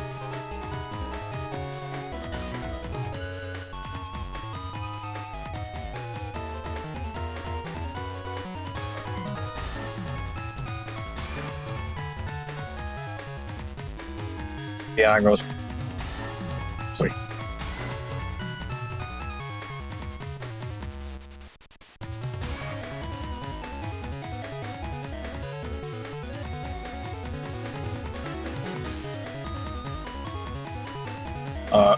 Black Dragon in Twitch chat asking, I've been wondering why does one side of me respond to a chip activation? That is called a cut-in, I believe, and we colloquially call it a TFC. You get to do that. So that's one of the mechanics of the game.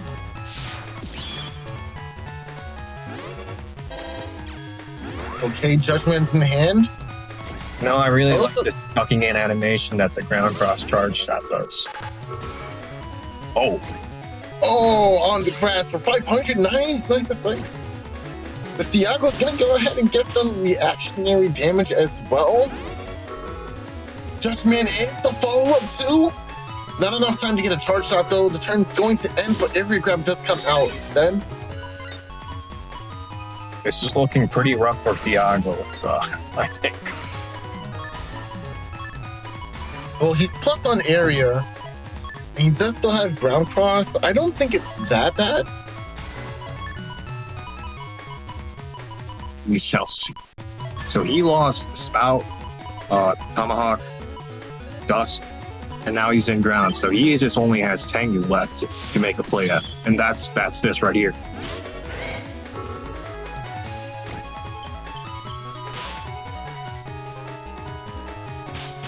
So if he botches this turn, he's out of options to really push for damage. In fact, I think he's out of chips, which is why he's doing this.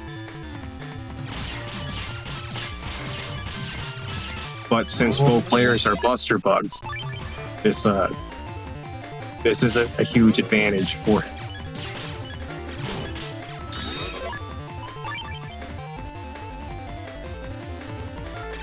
Once again, Nonstop doesn't have to do anything.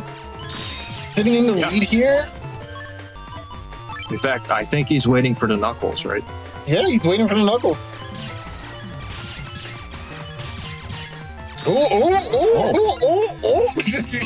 Getting a little scary here. Wiping my brow real quick. Hold on. Thiago got a couple of... there's the meteor knuckle. There it is. Patience pays off. And then the full cuts to end it? Oh my goodness. This is turn 14 now. If he full custs here, he doesn't have to hold it. If he full custs, he can beast over on the next turn, right? Yeah. Oh, he's going for it. He's going for it. Oh, okay. Okay, at this range, you don't have to beast over, right? And then you can still get value from the buster procs. I think this is smart. Thiago would have won damage shift, so it's right for him to, it's right for Nonstopmop to just go for the kill here.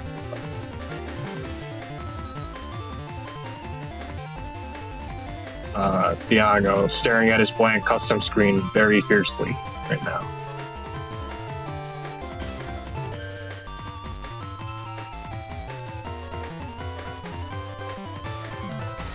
Yeah, I would have been afraid of that too. Ooh, the beast over!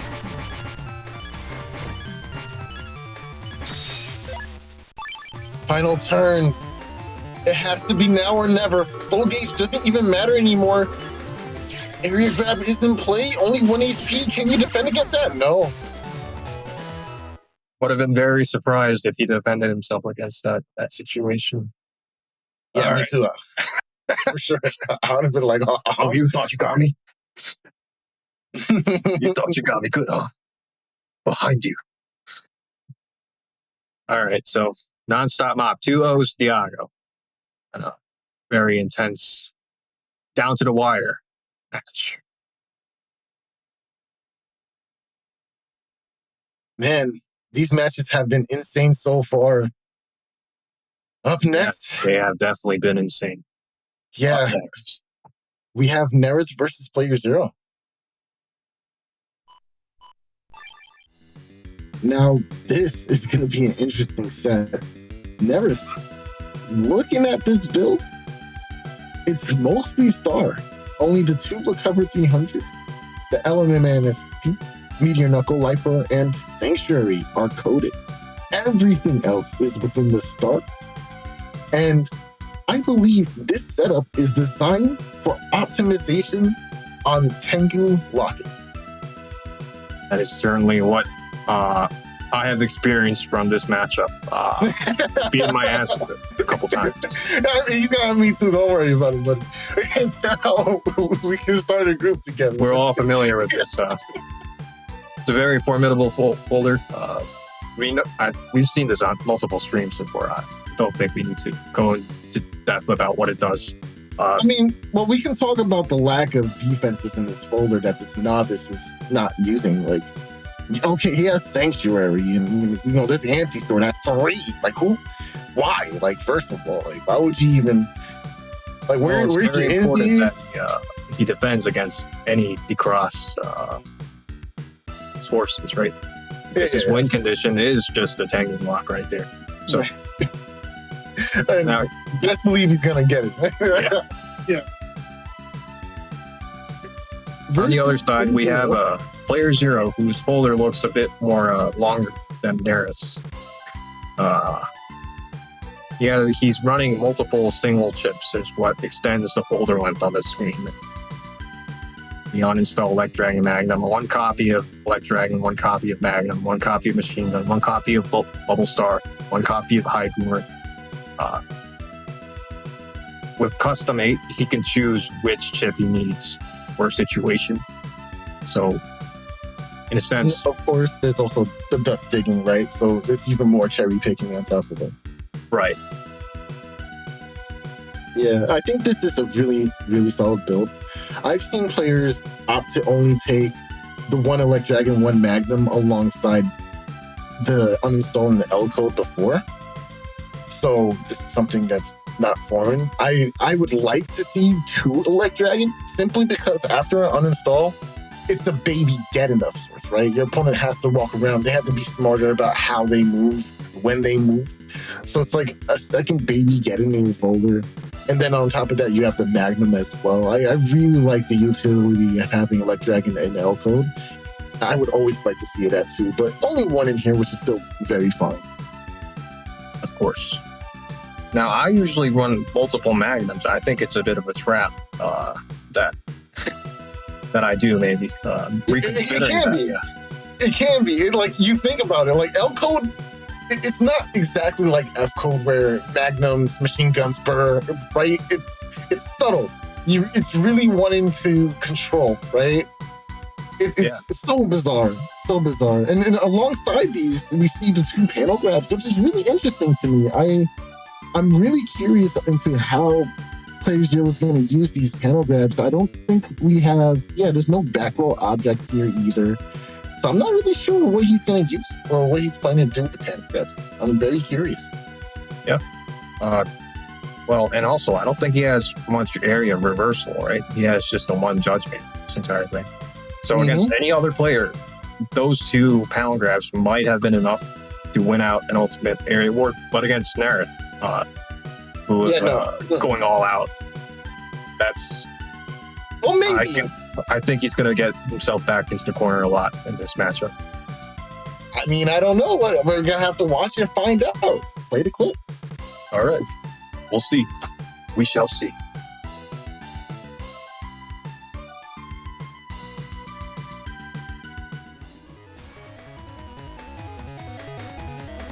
One of my favorite things about Neryth's builds is that he'll reg really off-the-wall things. Like, most people would bring Groundman Star for their reg option, right? But my man says, no. I know Gregor likes their charge cross, and I know they like their heat cross for DPS, even though they think it's bad for some reason. I'm gonna bring this Aquaman, and I'm gonna destroy those fire crosses immediately. Yeah, the grass panels usually bait out. Well, it's not relevant in this case, but yes. And a lot of it has to do with the stage that pops out. Not everybody everybody opens differently, but yeah. Well, when 2 of your 5 crosses are fire-based, that Spoutman is very, very potent most of the time. Oh, playerzero going for the turn 1 Tengu. That's going to literally beat out this life right here. So Neryth is going to opt to sit on it for a while longer, maybe catch a TFC. Yeah, that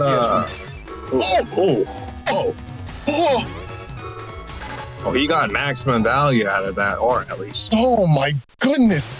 Yo, why is PC so godlike with those inputs? He does it so fast.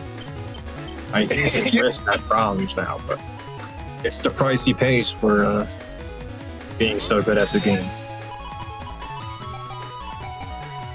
My man enters the Konami code into like 0.5 seconds. Like, come on, bro. Like, relax. But Neryth, being able to react to that in that situation, that close up, impressive. Now it looks like Neryth is going into his Tengu Cross. Now that we've seen the Neo variable, there's not much else in here in terms of sword damage that's gonna scare Neryth out of that Tengu. Pretty much for the rest of this match, we're going to see Tengu. Yeah. I think that's the reason why playerzero opted to bring it in the first round in the first place, is because it's so centered around that cross that it makes sense to make the read that he'll go for it as soon as possible. Yeah. Excellent defense. He gets the ice on the element, man. Oh, very good. Very good of playerzero to protect the front row at all costs. But he's gradually losing this here battle. Oh, and there goes that bird again. How I hate thee. What life were? not your life were, my uncle. Yeah. And there's the Tengu lock with a slow gauge in hand. Is he gonna beast out? He is. Oh, that's so much damage. If this one turn of beast charges goes through, wow. We're gonna see this HP tick really quickly. Each of those is 390 damage. Oh boy. 2 of them alone is half his health. Okay, that's really helpful. Nice, the panel grab, not gonna stop you from taking all the damage. Oh, 3? Nice! Oh my goodness! Oh that man. was over 700! And now the poison panels, yep, that was basically 700 damage in this one turn. Now there still has to be careful of PC and his bug buster, because that just wiped out about, I don't know, 150 of his health. Yeah, that was really scary too. It's not free, of course. Yeah, you can't get in here. I think this is going to be Tengu Cross versus Tengu Cross. We're going to see who's the real god of wind here in this match. You know, they say may the best man win. Get out. Get out right now. No. All right. That's it for me. How dare you? What did you think this was? I thought this was a safe space. Oh, the anti-navy! Oh, that sucks. Goes right for the fire. Nice! Made the right. Oh, man. Oh, no. Yeah, that invisible's absolutely necessary. Oh, gets to move forward as well. Oh, these panel grabs still not going to save you, though. That pattern is the perfect pattern in order to do damage. Very interesting that Neryth is out damaging playerzero despite not running any defense at all. So he just straight ran a train through it. Monkey Boy 2011 in Twitch chat. That really winded us. I hate it here. I hate it here, yo. Oh, he got blown away. I'm leaving. You know, maybe it's me. It's not you guys, it's me. Oh man, yeah. I think you need to wind down a little. Wow. That stunned me. Why? Wordplay. You a rapper, bro? You got bars, bro? Is that what this is? See, Neryth opens with the Spout Man again. playerzero didn't TFC the aura.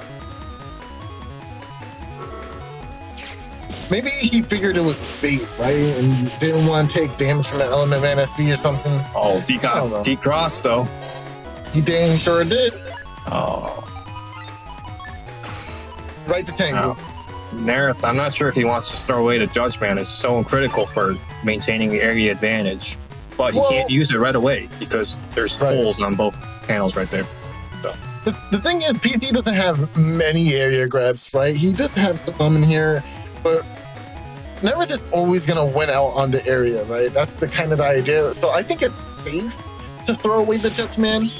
It is scary, though. And there goes that bird again.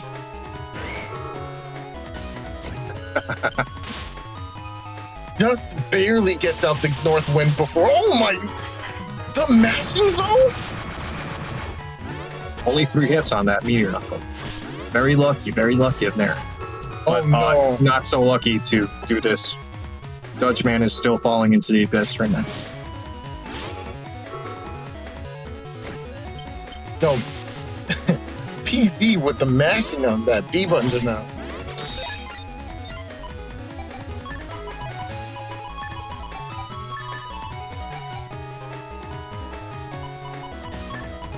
Yeah, definitely feel the need for this 300 HP. You know, we saw the knuckle that turn, but I don't think we saw the Neil Bear. We didn't. We have not yet seen a variable of the Neo variety. Now we see Neryth is wondering, should I stay in Tengu Cross without my anti-sword to protect me from that potential damage? So. Oh, he changes! Coward. Coward. That's the single L bubble star play. Oh, this is a D-cross. I don't think he can hit him. Oh, he can. He can. He should have moved back. Yeah, we stay here now. This is where we live. Yep. Oh my gosh, those procs. So much damage. Outdoes his DPS with Tomahawk if he just stays there. So.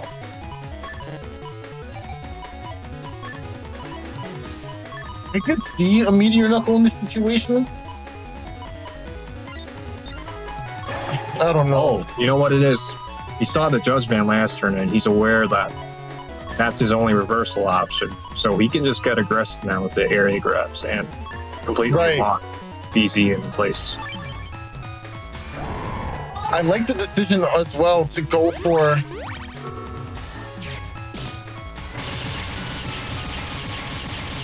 Oh no, this isn't good. He wants PZ to move out of the center here so he can go for chip charges. Oh, why did he TFC that anti-damage though? It was instinct. It was pure instinct. Very unfortunate. Riding on like adrenaline right now. Going ultra instinct right now. 100%. To the point it detrimented him in that one sequence.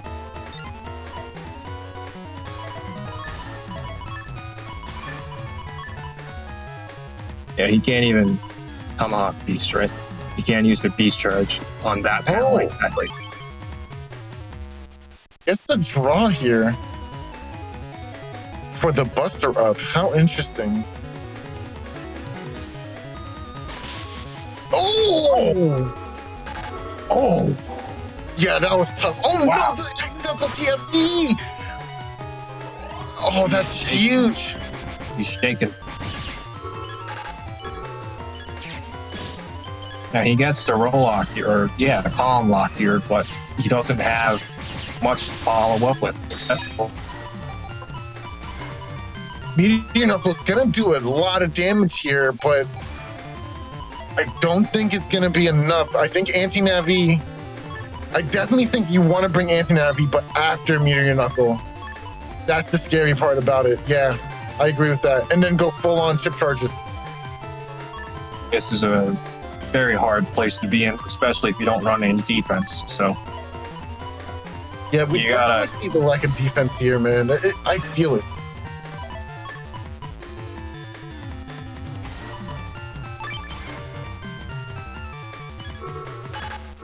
Yeah, I gotta do it. 1, 2, 3, 4, 5, 6. 6 hits. not bad, not bad. Oh no, Anti-Navi's not gonna save you. And of course, anti-damage goes up as well. That was a counter hit. He Okay. ended it in full synchro. He said, I'm in tune with Mega Man, bro. You can't win. I'm in tune with my inner beast right now. Oh, yeah, I'm in my perfect form, bro. We see Neryth opens right away with a Tengu.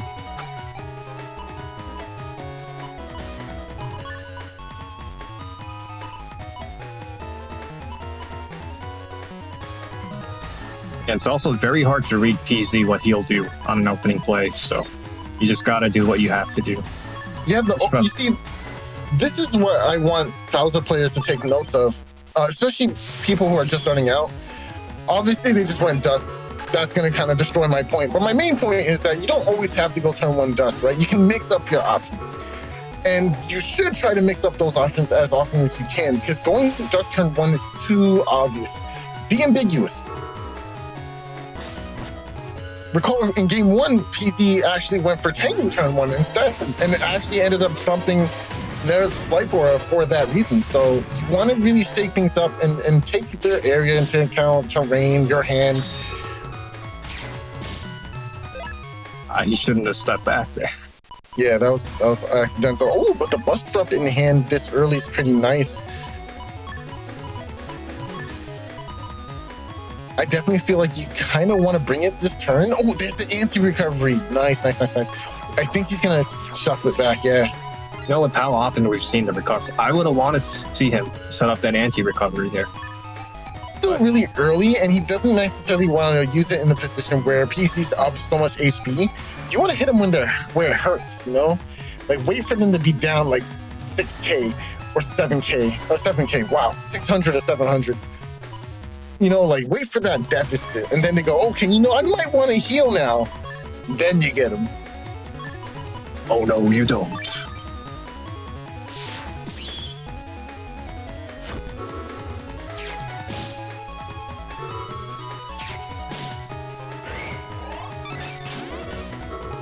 Oh, he made the read that he'd go into Tengu there.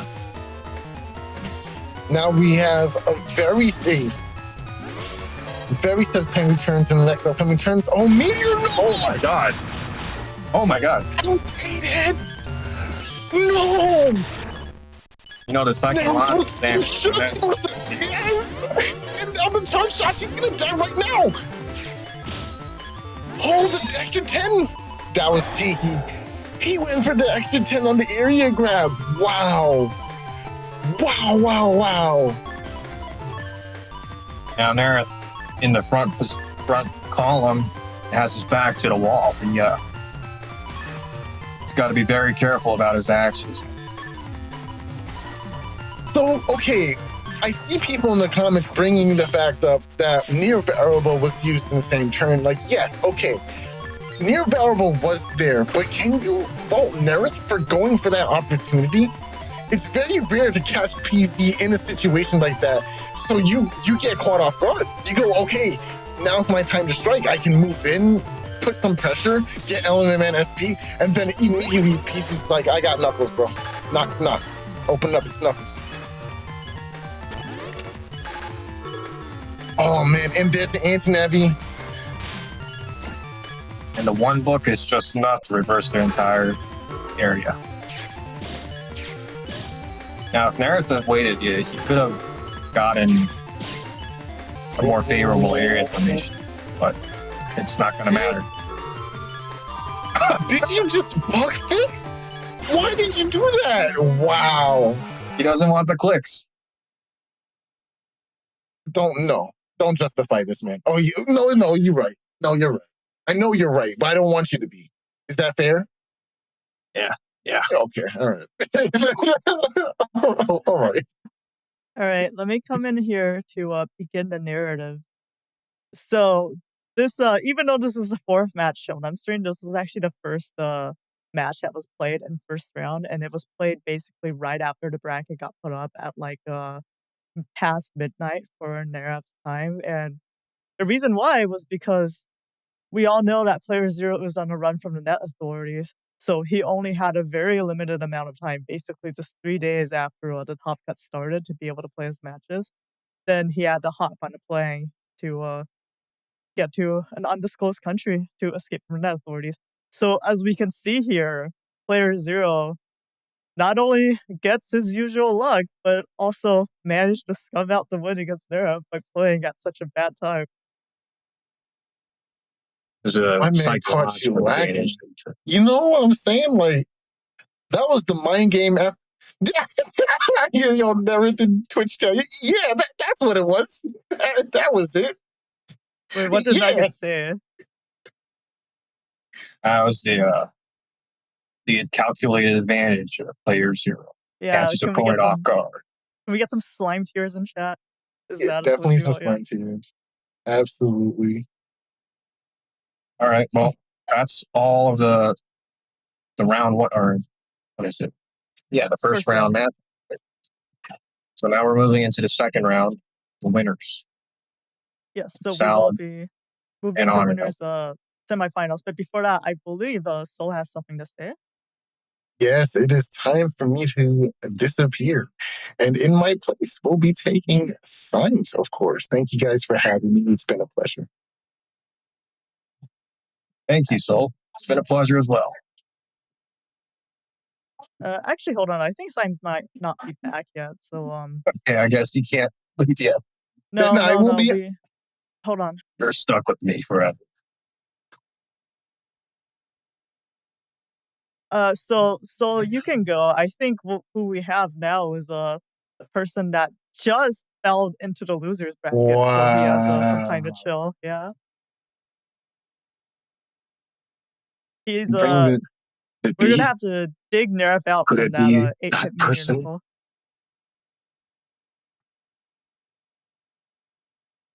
Yeah, he got meteor knuckled straight through the floor into the caster seat. Wait, hold on. In commentator chat, Nonstopmop thought I was talking about him. How can I be talking about you? You won your match. What? True. It's the guilty conscience, bro. The guilty conscience. What happened? What happened here? Oh, and before we go on to the match setups as well, I do want to go into the bracket screens just so we can get a clear idea of how it looks. Yes, so winners semifinals, HonorNite and Salad advances. So it will be HonorNite versus Salad first, followed by Nonstopmop versus playerzero for our matches. Yes, and with that, let me fix up traffic because we do have Neryth now.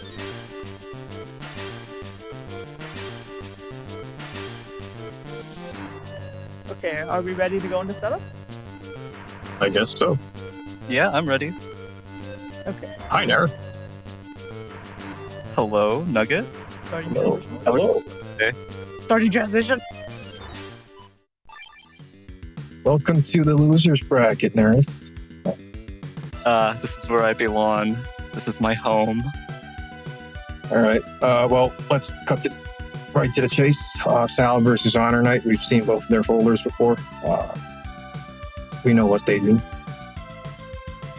Yeah, Salad's Beast Rush on the left. HonorNite's Airshoes Gregor on the right. And we'll get to see who comes out on top.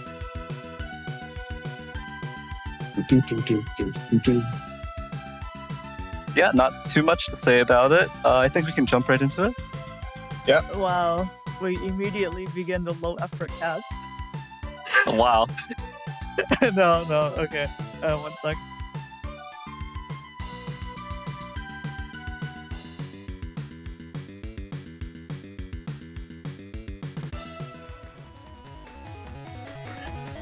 All right. Well, Solid has her usual hand to begin with. She has the option to go for D's if HonorNite gets very risky with the busters, but we'll see how she opens. Yeah, I think an issue here is actually that Salad doesn't necessarily like to go for a turn 1 dust, but this fast gauge is going to be dead in the hand for quite some time. Thanks to one of the things about HonorNite is that he's not running rush like a usual Gregor Cust would, so she can't actually make use of it as baseman to get the double damage here. Yeah, there's no potential anger play as a result of no rush coming in from HonorNite.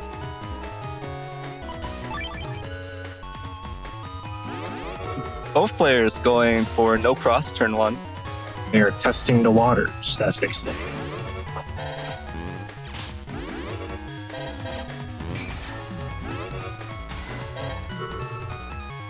Ooh. Very smart play, but doesn't pay off. Wait, did that release an extra beast? It didn't look like it. That looked like a single set of bees. Yeah, that was pretty weird. I would have expected a second set of bees from the geyser panel. Very unfortunate that it didn't go through, but it looks like she's going to wipe out 2 layers of defenses with the opening, the leg pulse, the anti-damage, and the invis. We'll see how HonorNite counters. I think he has to go for a crossplay.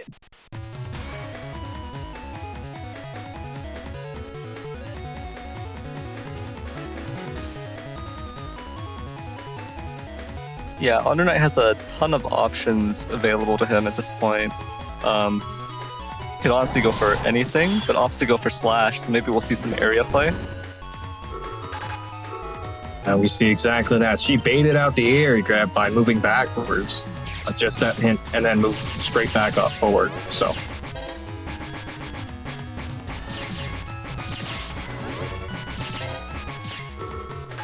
See, HonorNite has the advantage and is getting those hits in. And on top of that, he has the perfect anti-damage cut in on the Spout Man. So. Ooh, baits out another area grab there. It's completely wasted. So both players are playing out each other's hands. So that's what it looks like.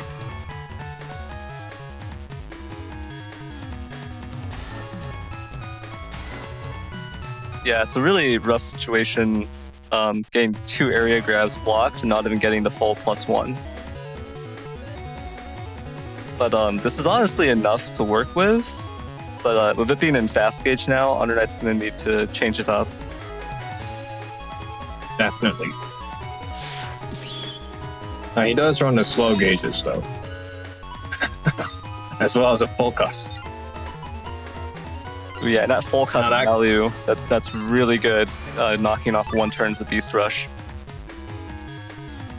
In addition, I think that that gets him 1 extra chip to play around in custom screen, right?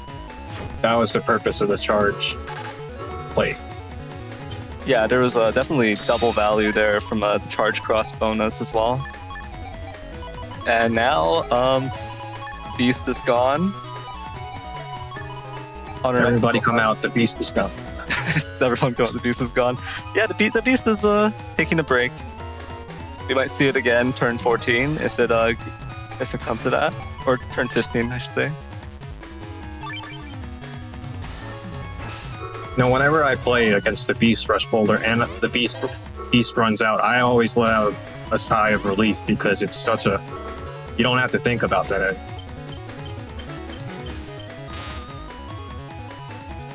Yeah, that threat of the pulse rat combos goes away with the beast going away. So Salad's offensive options here greatly diminished. Gonna have to play it slow. Yeah. And on the other hand, HonorNite still has his beast in play, so yeah, can always we might see a really nasty Kernel Force turn. This area advantage has been maintained for quite a while now. Now Salad goes into the Tengu Cross to get rid of the aura.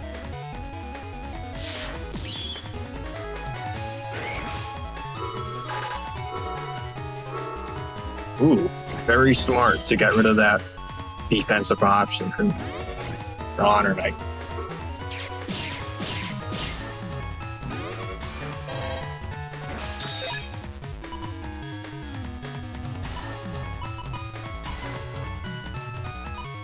Now, she might not have the beast out anymore, but she can go for a very improvised, elect pulse play there.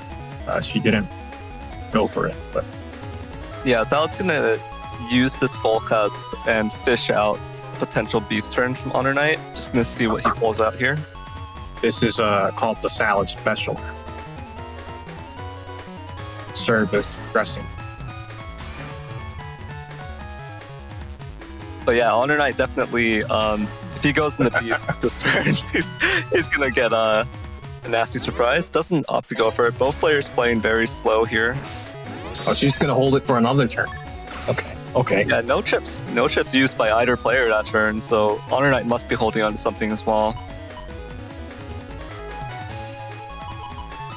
Well, if he goes for it, then he's actually at an advantage because she can't cut in with defense, right? Yeah, there's definitely no time freeze option. Oh. Ooh, gets a D-cross with the spout cross charge shot. Oh, you know what it is? He probably has like an uninstall or something. No, well, he doesn't run it, but he's trying to get rid of that defense that she has up. Ooh, yeah, full cust use this turn. Sad has decided, enough is enough. Not gonna take a elect cross charge shot. Not gonna take that double damage. It is turn 9, I think turn 10 coming up, so a lot of turns have come by. It does look like it might go to damage judge without HonorNite being able to get a good hit in. But Kernel Force is still a huge threat, so Sad's gonna have to save some defense for that. Yeah. Now, the Elect Dragons, if they go off, I think they wipe out 3 turns worth of panels for the Kernel Force, so. Well, it's a good thing HonorNite runs those panel returns. Salad not able to use the anti-navi, but I think at this point you don't want the anti-navi. Yeah, there's not that many turns left. I think you can't afford to carry 1 chip over into the next turn. You might want to try to squeeze the rest of your chips in.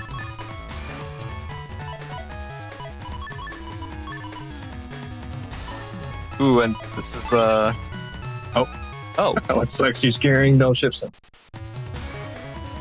Alright, so it is just going to be waiting, see if HonorNite can get rid of the anti-damage.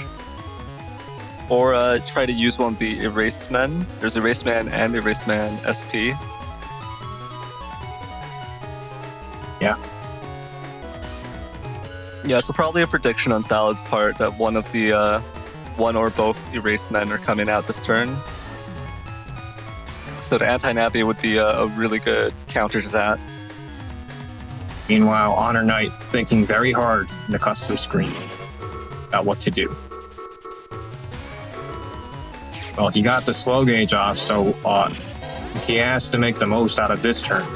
Oh, yeah. There goes the Erase Man. There goes the anti-net. And Salad can just let this one time out.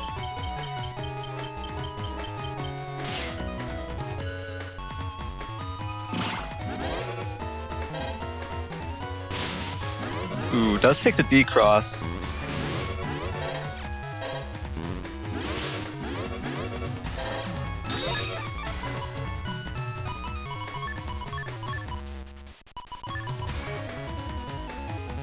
We'll probably see a beast come out from HonorNite here.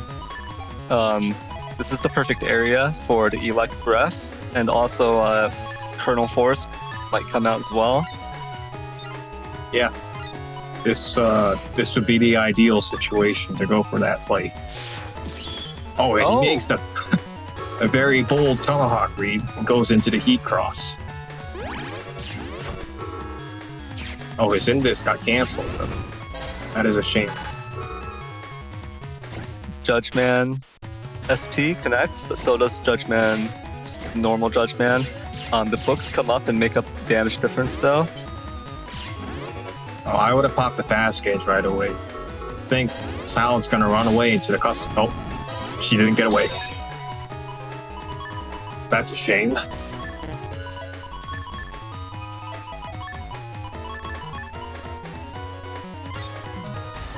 Yeah, but now that both gauges have been used from both players, there isn't much time left here. Fast gauge in effect. This does mean HonorNite. It's very strong that she has both her Barrier and Aura left in her hand. But yeah, that's just like a perfect answer to the Kernel Force. Gonna be able to mitigate so much damage. Even if a Wind Rack comes out, there's a little bit of a window to throw up your second barrier.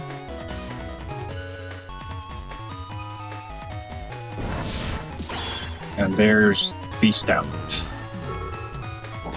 And right away goes for an Invis, expecting the Kernel Force play, but it doesn't look like he has it because of the recovery. This turn, she also has to respect the Beast Out, or the Beast Kernel Force play.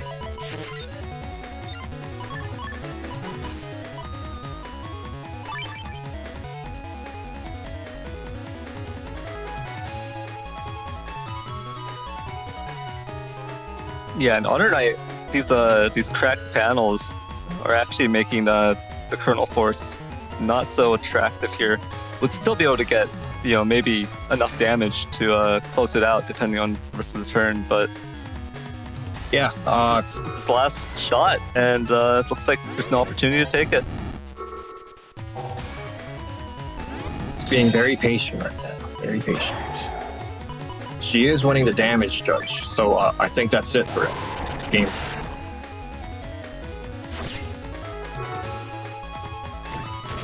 The raw ground man charges straight into the Heat Beast.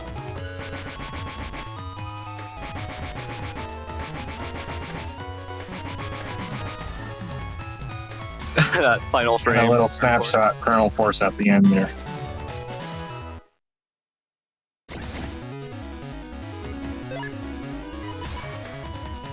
We got a Guardian field to start out round 2. I think I would have gone for a Dust play to open, not just because of the Dust stick, but because those Guardians can be really annoying to and it's a free 200 damage if you mess up. So, ooh, yeah, Salad might actually go for this turn 1 Dust.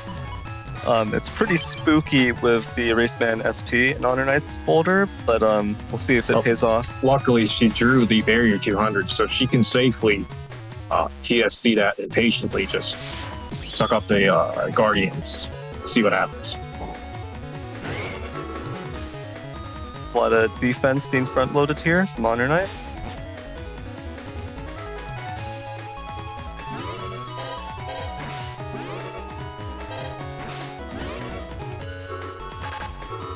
There we go. Ooh, yeah, that was a perfect answer right there.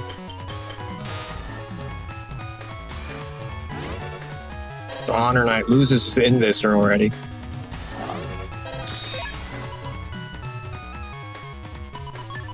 Now, if you're greedy, you probably want to go for the Spoutman play, right? Yeah, there's a couple of options here, but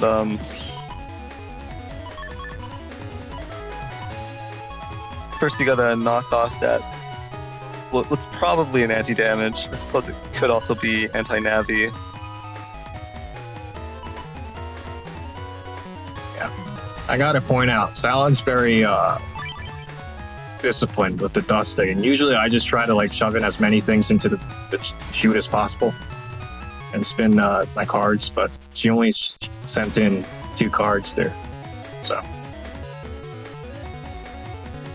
very definitely keeping in mind what she could probably use on the next turn.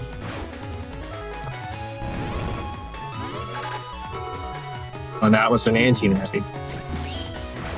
Yeah, very little value from it though. Not even getting fire on grass.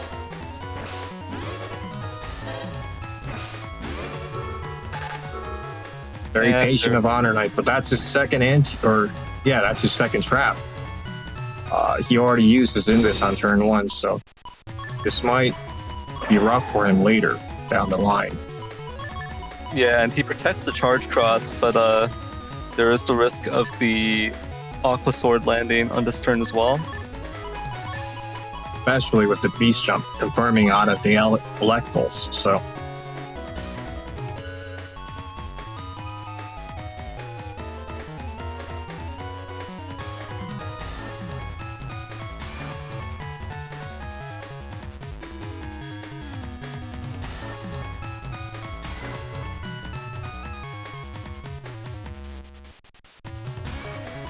We'll see.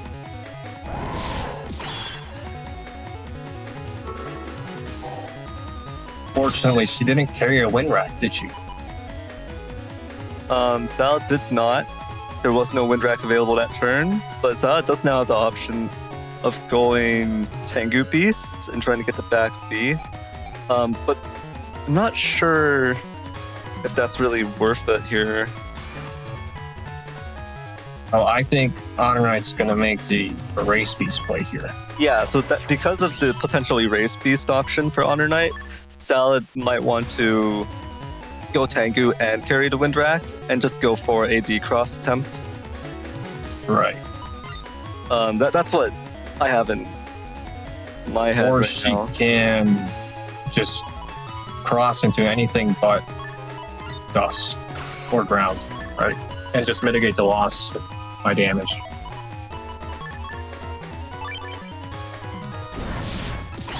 And as expected, he goes into the Erase Beast right there. Salad having trouble with the command right there. And eats one of the Erase Tails as a result of it. But gets the counter hit on the B coming back on its route. Ooh, yeah, that was a Beast Claw. End of turn. That was a very good turn for Salad, but there was the end of turn Fast Gauge coming into play, which means HonorNite can probably just pop soft or slow gauge beginning of the next turn. And Salad doesn't have a second Fast Gauge to answer for it, so might not be able to drag this into Damage Judge like the previous game.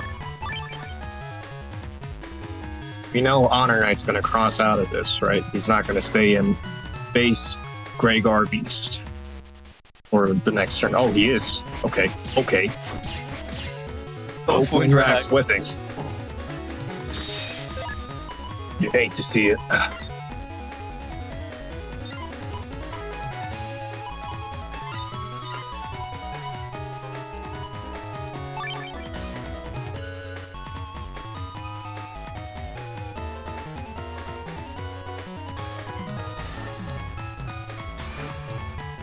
What could happen here? Both players feeling each other out. This is a pretty good situation for Salad here. Each turn that HonorNite is just playing it slow. This turn that brings them closer to Damage Judge, and it is Fast Gauge in effect right now. Seems like HonorNite didn't have a slow gauge ready. Seems so.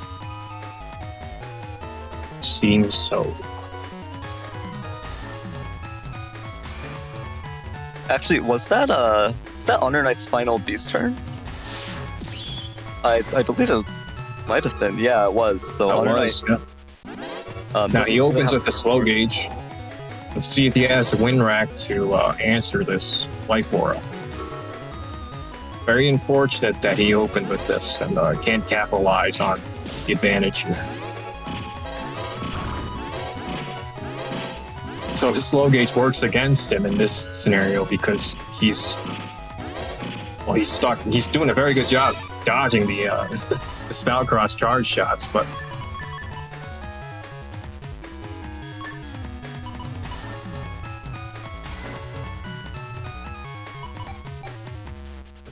now HonorNite, if you remember, he has the Wind Rat regs, but he used it already.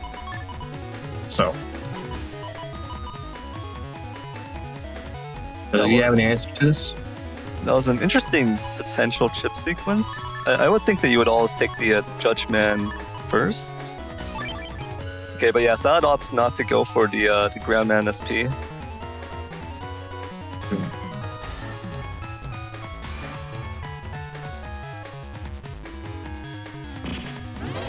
HonorNite in YouTube chat having some flashbacks. Something bad must have gone down here.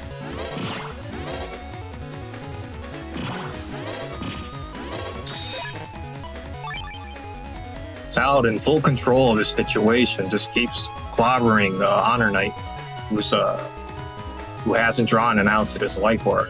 He might be trying to stall it out because Life Aura only lasts for 3 or 4 turns under slow gauge, but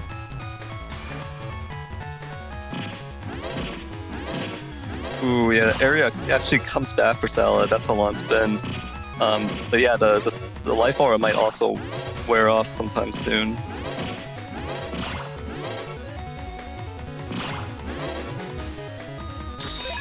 there it is. That flicker at the end of the turn signals that Life Aura is gone.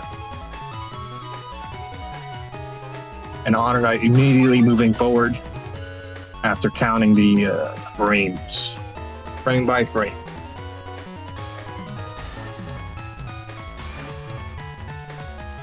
Yeah, an interesting choice going into Tomahawk here to answer the slash cross, potential slash cross aggression. You could at least trade into it a little bit then, and at HonorNite's HP, that might be not great for HonorNite actually. And also, if he goes into Elect here, that would be bad news for Salad. So Yeah. So this is also very much a defensive move, in addition to just trading HP on the slash. And then there's also the bonus value here for the bees. I believe there's bees of attack plus 30 in Salad's hand That you right carry now. for 3 turns, yeah. So honestly, getting a triple value here from the Tomahawk Cross.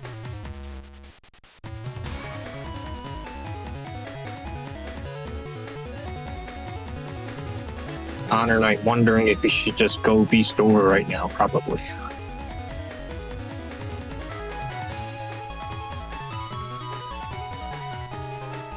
That would be very dangerous with that risky honey in hand. Very risky. Ooh, He makes a very standard read, and Salad wins because of the, she predicted that he would go into Elect Cross, I guess. ooh, yeah, but Sad has no way of actually decrossing or connecting the charge shots because of not having any area here. In this situation, those Buster Bug builds would have been able to get rid of the anti-damage and followed up with the risky honey, but okay, here it's set up so that he can go for the Kernel Force now. I would think he goes for the decross first, though. The Kernel Force by itself wouldn't do much damage, but he is running Gondel Soul to follow up with that, which would, in combination with the Kernel Force, do about 900 damage, I think.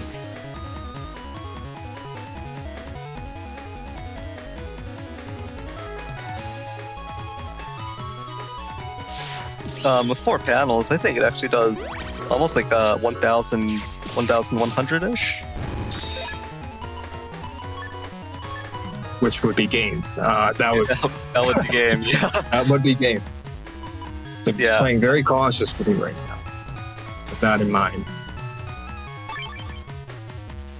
So the Tomahawk Cross, very critical so that the stun doesn't happen and that the Gondel Force won't connect. So if she lasts out these turns, That was an We'll see what interesting happens. choice not to release the charge shot there. Well, the charge shot, given how fast heat cross charges, is an instant decross. Oh no, So- but while HonorNite was releasing the heat cross charge shot, I would think that Salad had a certain window to get the free hit in. Oh, that is true. I think so. Yeah. Yeah. So Salad can't lead with Yeah. it, but can counter with it, I think. But opting not to do it, focus purely on defense for the moment, I think. Her defense is running low, though. This might end in the kernel force happening. Yeah, especially once these panels come back, which is now.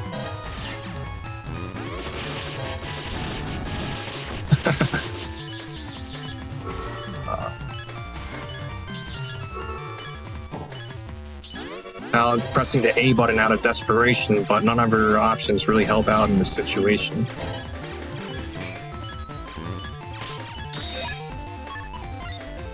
She Yeah, has but one ground man to wipe out 853 HP. Yeah, out of options at this point. Honestly, kind of stems from the turn 14 as well. If Salad could just make it one more turn, I'm not sure actually if Salad would even win the damage judge at this point. Yeah. So despite HonorNite, being unable to overcome that life aura mid-battle, manages to grind out the win at the end.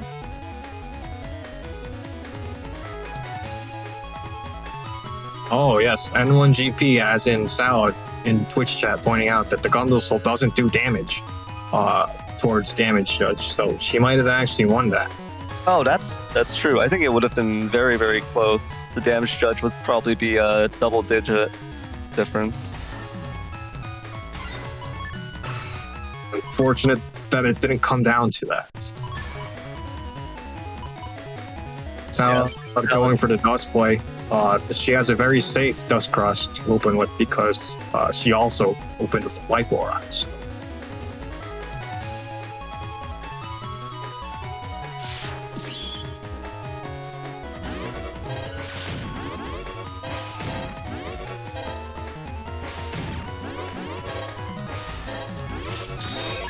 Honestly, I feel like it's a little bit strange to go no cross turn 1 when playing this kind of Gregar build.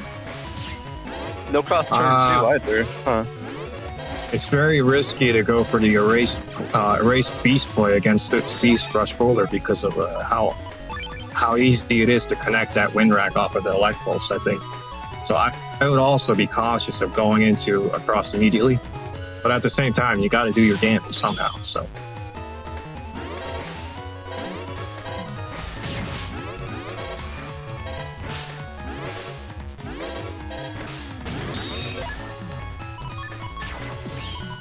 now there's an absolutely no rush to use that life aura.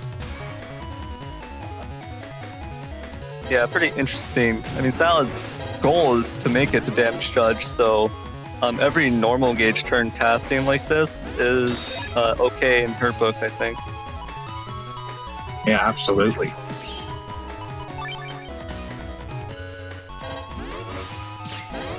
Yeah, having that life aura in your hand is very comfortable. Now, sometimes people use stuff like, I don't know, machine guns or magnums or to hit through that life aura if you don't use it immediately. But since HonorNite doesn't use those chips, it's she has full control of the situation. Yeah, I think it's interesting seeing this played out.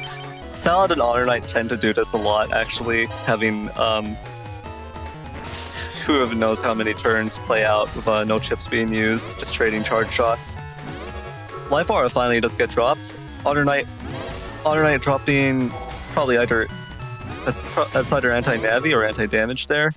probably in prediction of needing to block Spoutman SP. So both players sitting under defense for prolonged Alex period. Sand is screaming right now. The top of his lungs.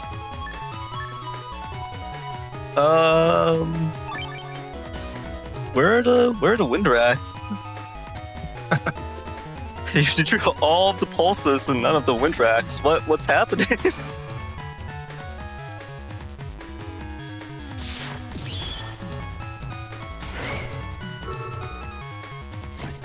Very unfortunate of HonorNite that he made the right read.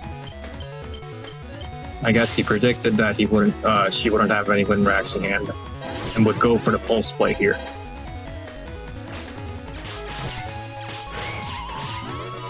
Oh wow, a solid Wow. combo. Not even in Beast, but just getting a really solid combo there. Very interesting to sequence the Invis and the Life Orb at the end there. Yeah. So Salad will be able to start the turn off with a Tengu backbeat, get rid of the Life Aura. And if HonorNite does an area grab, the grab revenge will also swiftly deal with the Invis. So probably what Salad is looking for here. HonorNite in YouTube chat tells us that sequence at the end there, he lost an area grab from it. It's very unfortunate.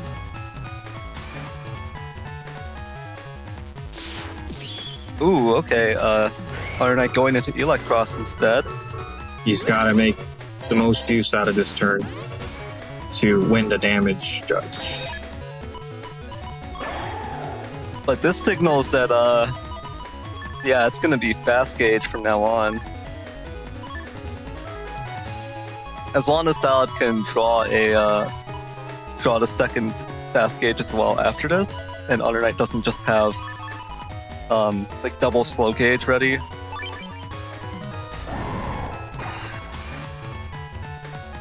We shall see. We shall see.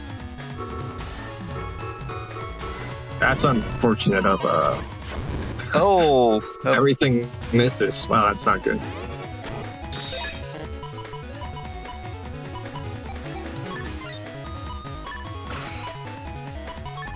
Very sneaky of them to open with that anti-damage.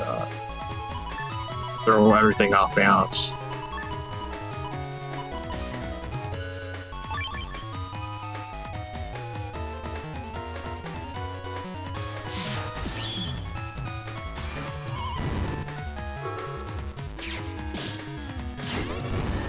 Wow. oh, what? Ooh, not able to get the Invis out there. Yeah, the wind rack doesn't hit for the beast out without the elect pulse to help that out, right?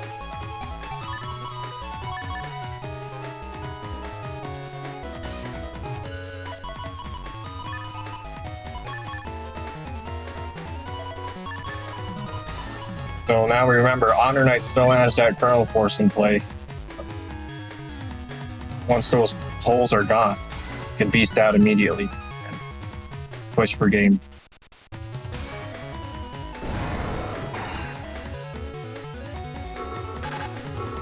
Ooh, but yeah, very And nice. I believe that was turn 12. So all the time is of the essence here for HonorNite.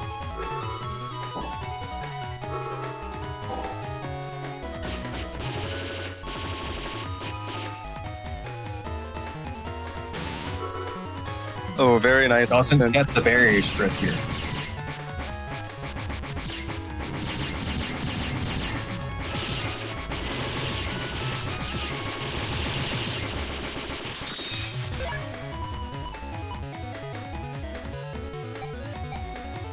So the barrier does end up getting taken care of, but there's still an anti-damage up. Salad also has this invis, and now going into Tomahawk, going to give Salad the status guard she needs to avoid getting chain paralyzed by that Kernel Force. Yeah. She's playing very much with that the potential for the Colonel Force in mind. Now, Yeah, it's basically the one-way HonorNite can probably read that. You might go for the Heat Beast right there with that read. So.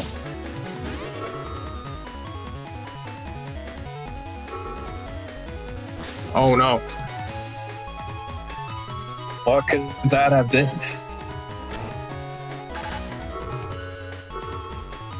Oh. It gets the anti-damage from off of the anti-navi. Oh, gets the no. cross. That's 720.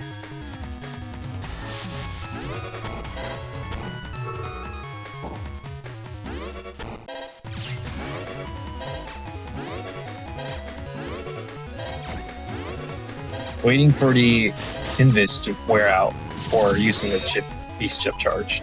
Only has 1 HP left.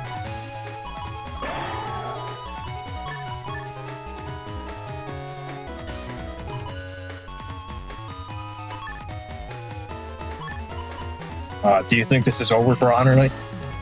I don't think he has any outs here. Yeah, I'm not sure. I can't see what he could do here to make it out.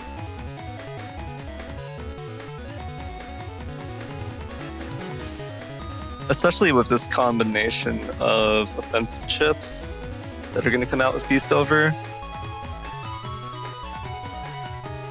HonorNite thinking very hard. If there's anything he can do. We'll see what he does. There's the invis. But this is slow gauge, and Salad purposefully left it in slow gauge. Wow, that was very intelligent of a otherwise unintelligent AI to wait out that invis and Yeah, there win wreck. Yeah, definitely. Usually you would see the Beast AI just mash everything out for no reason. Wow, I can't believe it worked in her favor. Yeah, so some very interesting gameplay and decision making there. Salad making the most of her opponent's slow gauge there to close it out and minimize the effect of that invis. But yeah, good game, well played to Salad and HonorNite there. Yeah, well played to both players. It's very, very high level game that we just witnessed. All right, I think let's go to playerzero and Nonstopmop is next, right? Yeah, that should be correct. All right. Well, this is the battle of the bug cusp buttons, right? This is the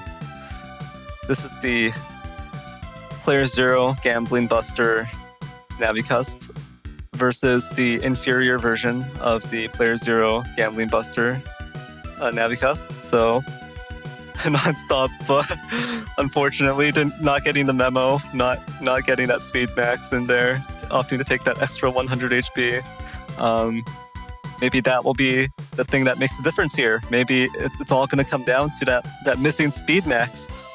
This is like that trope in literature where like the prototype is 100 times better than the manufactured copy. Yeah.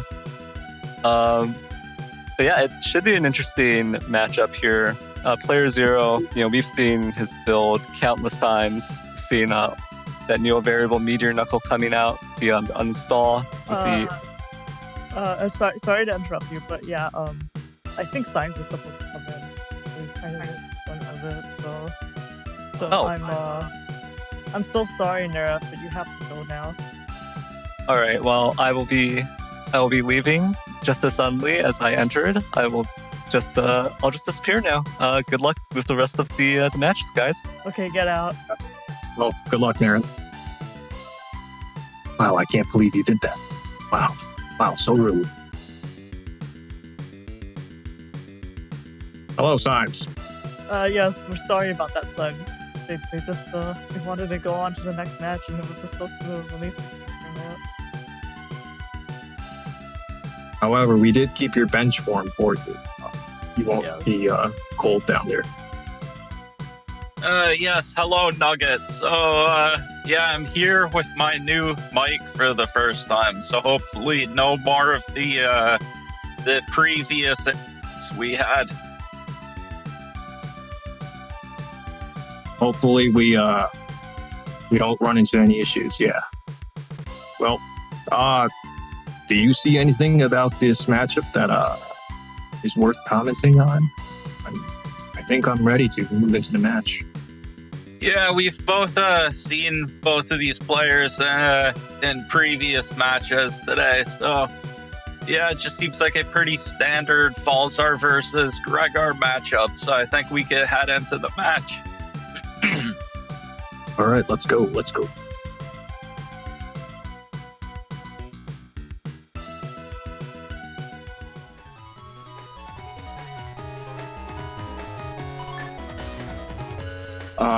Well, as we remember, playerzero doesn't reg any chips or tag any chips, so his hand is completely random.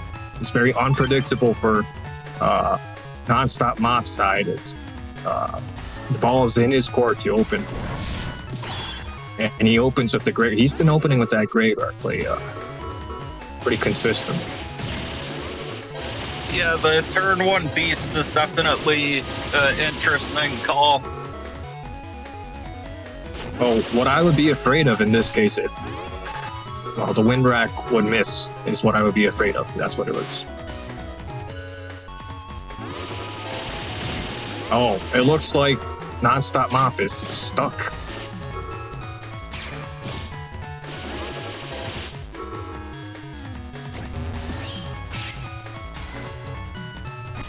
So he gets this damage too.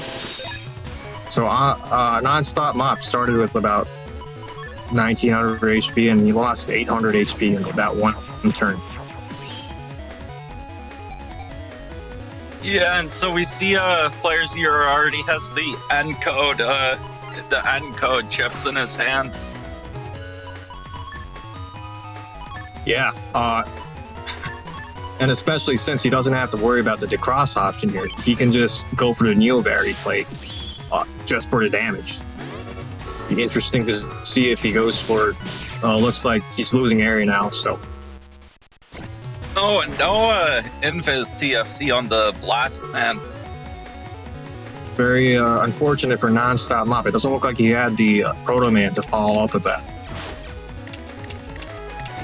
That would have been an instant decross. Wow, this match is moving very quickly. So we'll see if he goes for the double life for nope, the cross slash and the decross.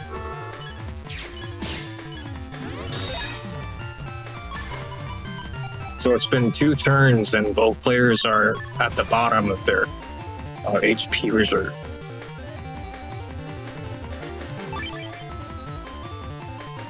Yeah, so playerzero opting for a defensive turn here with both the Barrier 200 and Life Aura in U code.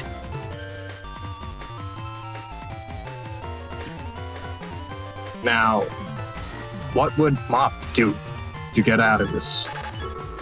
He opens the panel return, lets him move backwards. As to... but he loses the panels that he just returned with the panel return. With the Elect Man, or Element Man Elect. That should be the end of his chips, right? For the turn, the slow gauge is not doing him any favors in this place.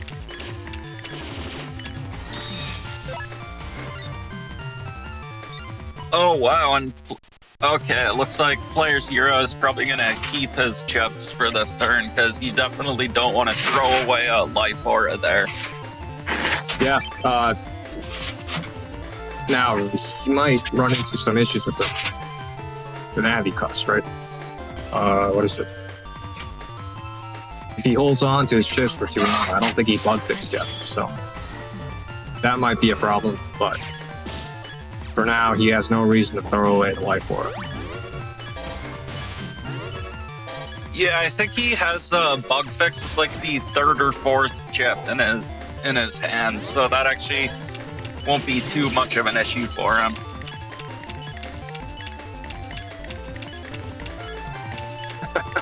He really wants that bug fix, though. He could have probably won by now if he had it popped off. Yeah, All those definitely. clicks. Yeah, getting a lot of the misfires there, but none of those would have been the proc, so they all would have just done 5 damage, but...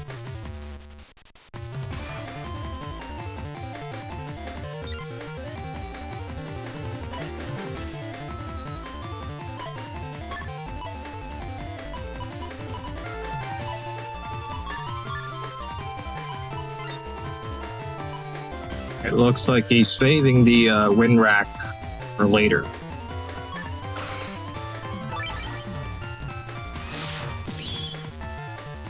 Ooh, and Nonstopmop going for SoulXCross here and using a Proto Man to go ahead and take care of that life aura.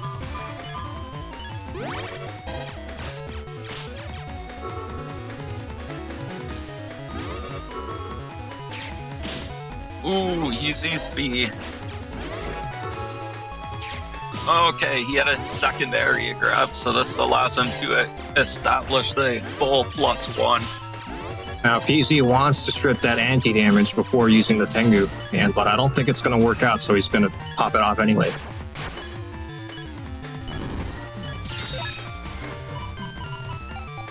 Now, what?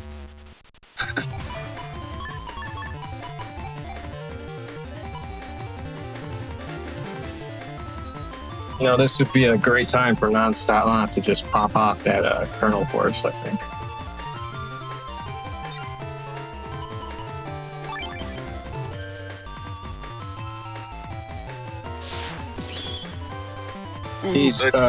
Nonstopmop goes for the Heat crossplay to get rid of the Tomahawk. Yeah, and actually playerzero has nothing to deal with this life aura here. Or, oh no, he brought the wind track, never mind. Yeah, but it's actually not enough to get rid of the... I wouldn't have full cost. He could have just waited it out and decrossed Tomahawk there. But not sure why that full cost went off. Yeah, that was actually a very advantageous situation for him there against that Tomahawk cross with the slow gauge and area advantage. And now this gives playerzero the chance to go for this Magnum here. And also go for this Bubble Star decross. Uh-oh. But Nonstopmop had his defenses ready. Ooh, and manages to block the panel grab here. So he's stuck with the busters again. Trying to get that proc to get rid of that layer of defense so that he can go for the decross. Ooh, and but it's double hit with the Bubble Star. Oh, and one Buster proc here would be enough, but can't get it. We'll see what happens. I'm not sure. Does Nonstopmop still going for the Beast over? Yeah, and the Kernel Force is gonna follow it up. So. Wow, but playerzero was still oh no. Oh my god. The Beast over used the Kernel Force while he was still invisible. This is contrary to what we saw earlier, where the AI didn't use the chip until... Yeah, that was extremely unfortunate for Nonstopmop there.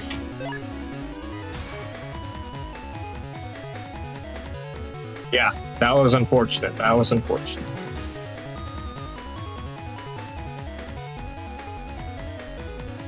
Now we'll see if Nonstopmop opens a Graveyard Beast again. That would be 4 out of 4 rounds, right? Where he does so.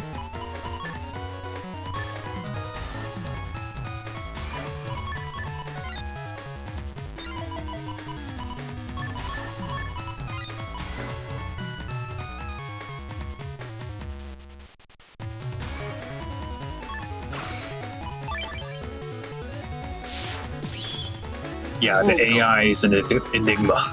The inner workings of its mind are not to be pried upon. Yeah, it's definitely one of the great mysteries of BN6. How does the beast over AI work? But this is pretty rough here, this SoulXCross against Dustcross. It doesn't look like Nonstopmop has an erase man or anything, so... Yeah, double area grab, so I guess that's good a reason as any to get aggressive with the area. Yeah, he did manage to avoid all of the junk golems that turn, so... The Charlies, right? Is that what we call them, the Charlies? Yeah, I think that's what some people call them. However, I do not refer to them as Charles. Yeah, it's Charles. Oh. And, oh, excuse me. Boy. Oh boy. No, that's an interesting choice you could have made. Oh.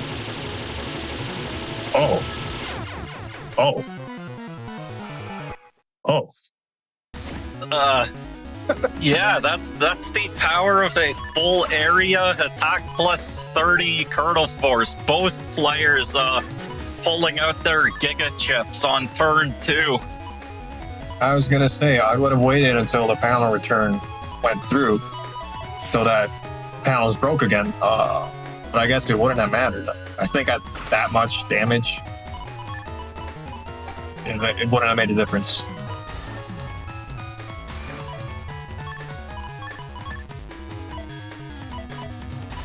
Man, that was a fast match.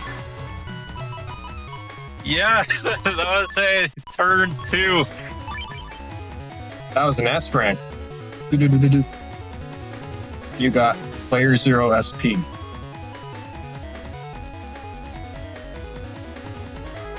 What does the player 0 SP do? Give you the guaranteed turn 1 bug fix? Yeah. Oh, and unfortunately, whiffing the erase man here. And on top of that, gets decrossed.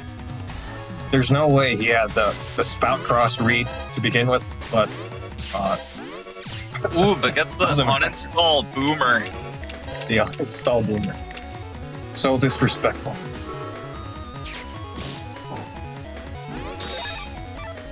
So it looks like he opened the area grab twice, but didn't go for the SoulXCross play like last time.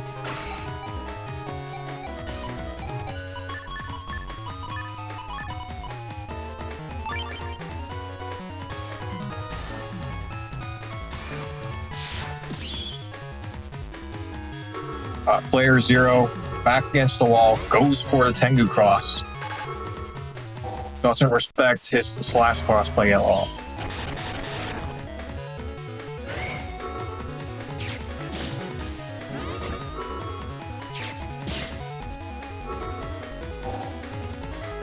Feeling extremely safe thanks to the Life Aura.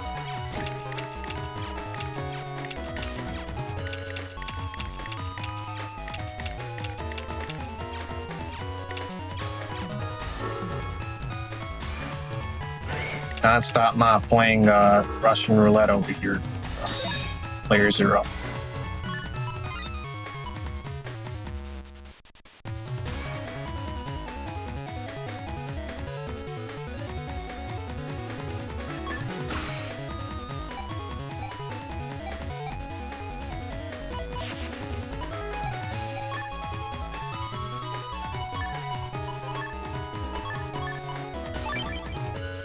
Now, it looks like player 0 is going for the greedy play.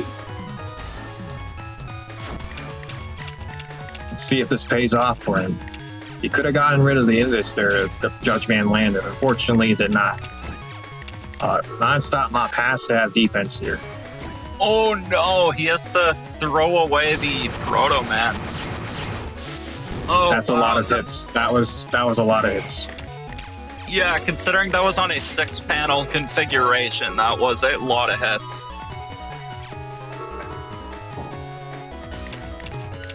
This is looking for like a steep hill for Nonstopmop to climb back out of. Yeah, he does still have his recovs, and also he still has his kernel force, so anything is possible with that, but this is definitely an uphill battle.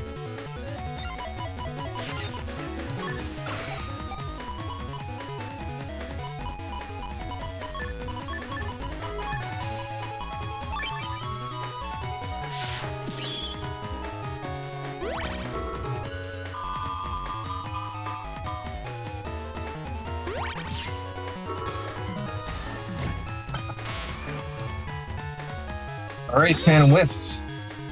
Nonstopmop immediately going into full cust out of that. He had better plans, but we'll have to do with this.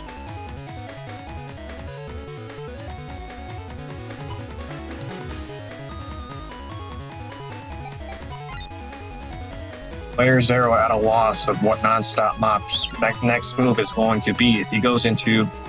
No, he already saw a race cross. So... Yeah, I think Nonstop has used Splash and Erase, so he should still have access to a lack in both of the fire crosses. And playerzero's actually already used his Spout cross, so the fire crosses would actually be pretty safe. And so there's the charge cross.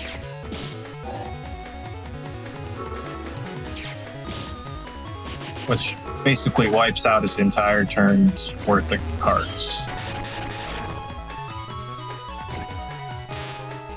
You know, a lot of people would just go for the Element Man fire in that situation, but getting the most out of it by going for the Lek and popping those panels as well.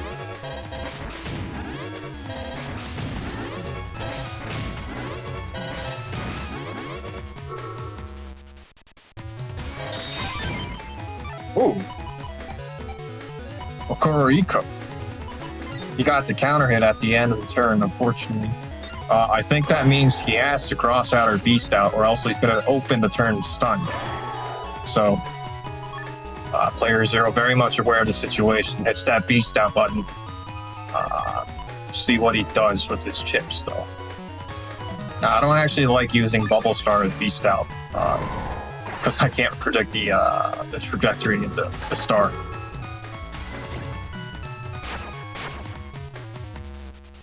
It seems, yeah.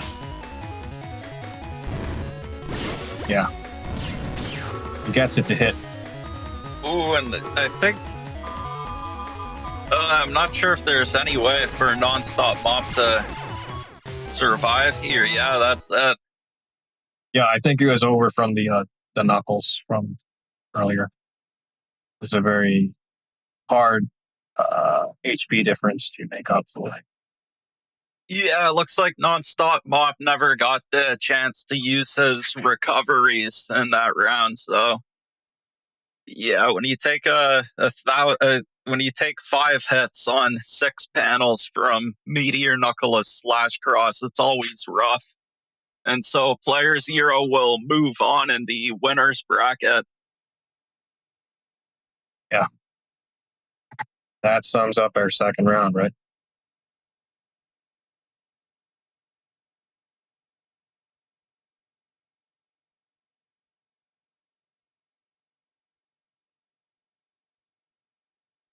Yeah.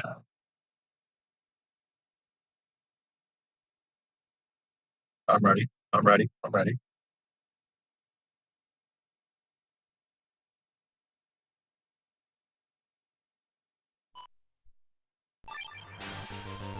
So we just saw the winner semifinals play out with HonorNite versus Salad and Nonstopmop versus playerzero.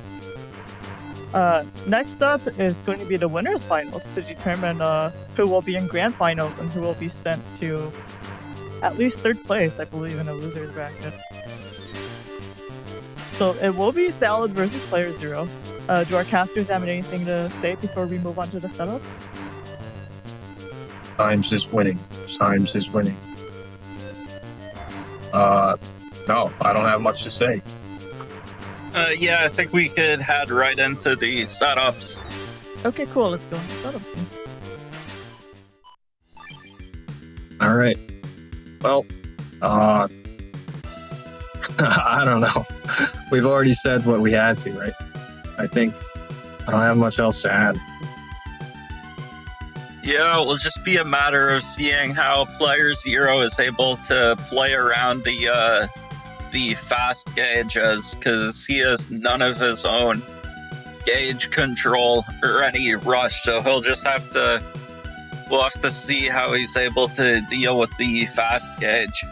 Well, we saw earlier with Salad in her matchup that she can take very much advantage when people are trying to just get the Buster Bug procs. So we'll see if that risky honey ever ends up being a big deal.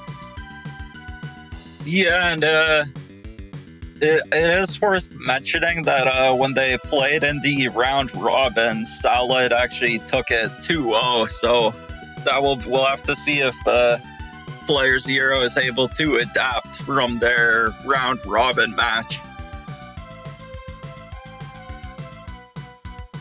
All right, let's go. I'm as excited as you are. Okay, I need a little bit more time for this one. Oh, I am not muted on stream. Hello, yes. We do have a double VOD for this one, so yes, I need a little more time to set it up. All right. I guess we'll talk a bit more then. Okay.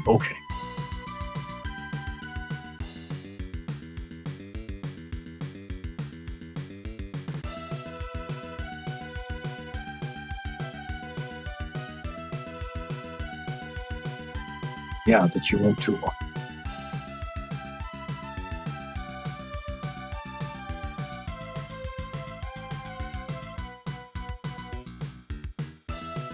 Oh.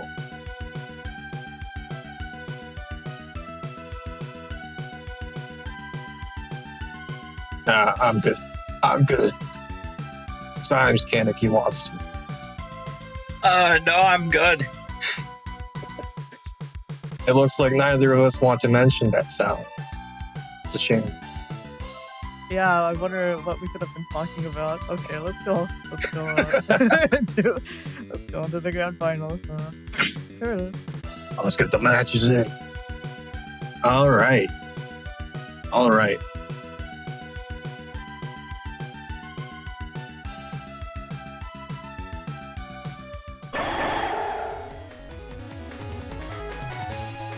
We are in.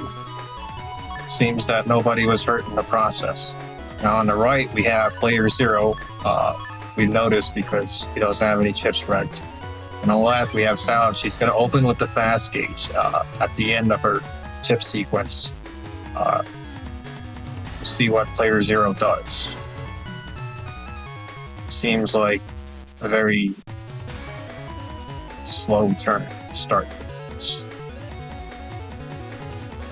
Yeah, Salad does have that feat, so it looks like playerzero is gonna get rid of this erase man here. That's unfortunate.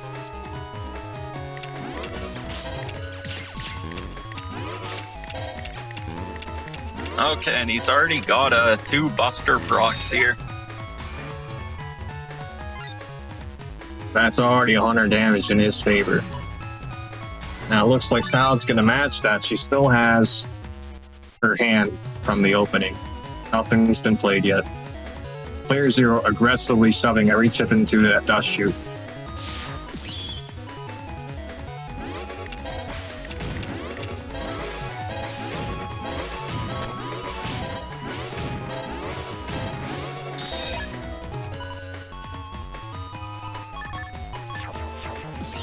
Yeah, both players are playing extremely patient so far. Yeah. Oh. Unfortunately, that element man SP has gone to complete waste.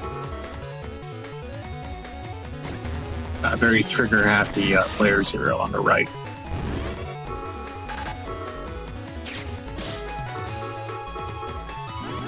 And it seems like both players are expending their hands now, so we'll get a new set of cards to play with. the next turn. Now that worked against player zero's favor because he needs that bug stop. And he's starting to lose his chips, but he gets it right on time, looks like.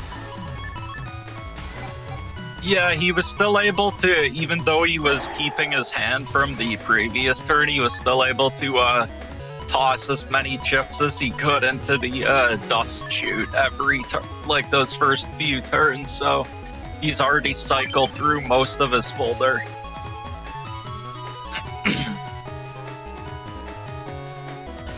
Now the question is, how would you order these chips? You know he's going for the D-Cross with the Magnum. And you know he wants that bug fix as soon as possible. So.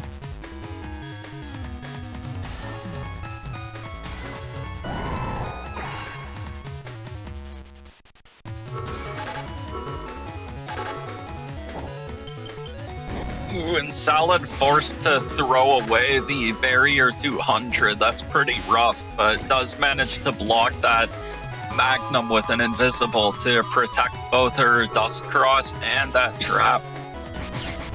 Yeah. It almost looked like she she was going to let the Magnum through. Sometimes when I'm falling asleep, I let that sort of stuff go through. So.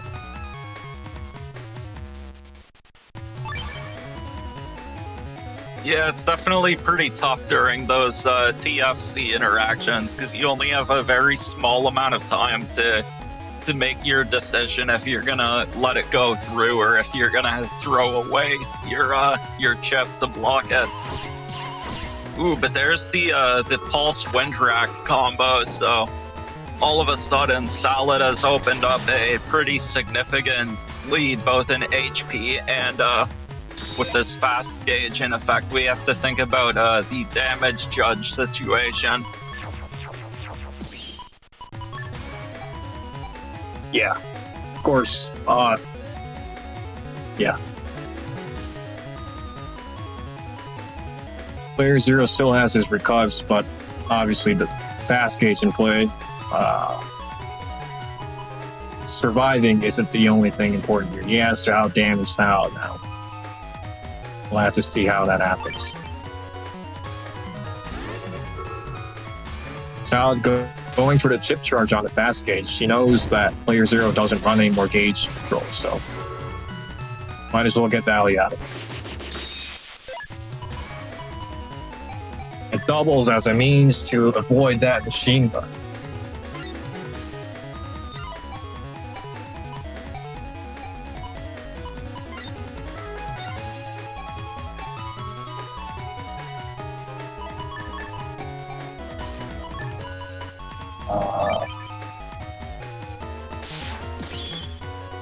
Players who are going for the Tengu Cross here. Ooh, and uses the Erase Man to proc the anti-navi, and it misses. Ooh, and the Spout Man gets blocked by Invis.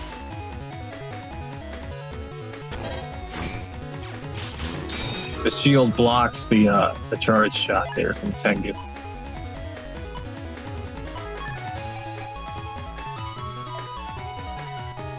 Yeah, and if you remember, Salad runs the shield normally. She doesn't have to use Hub Badge to get it. I would have forgotten that if I were playing, so.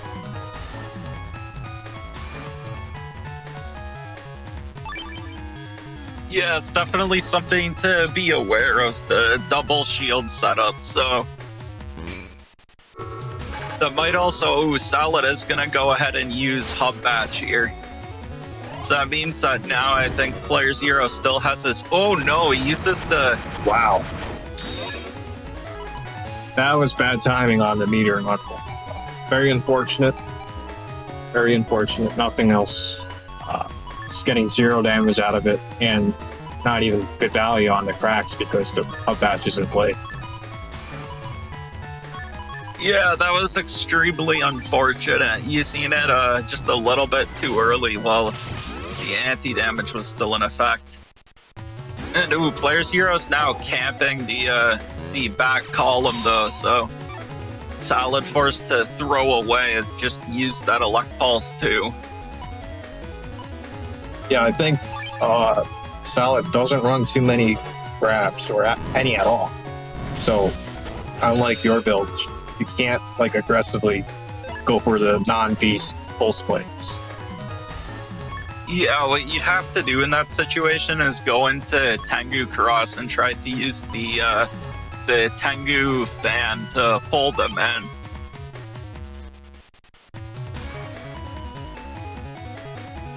Now, I think damage judge is pretty even right now, isn't it? Yeah, playerzero did use both of his recovs, so even though this looks like a huge HP gap right now, the actual damage dealt at this point seems about even. It's hard to say one way or another who's ahead.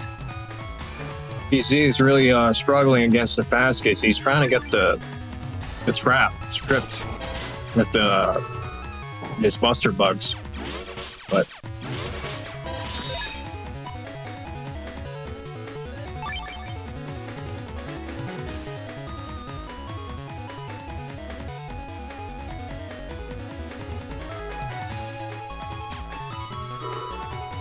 this is a funny sequence to see with the double VOD where she has the grab revenge in hand, and you see that he has the panel grab right behind that.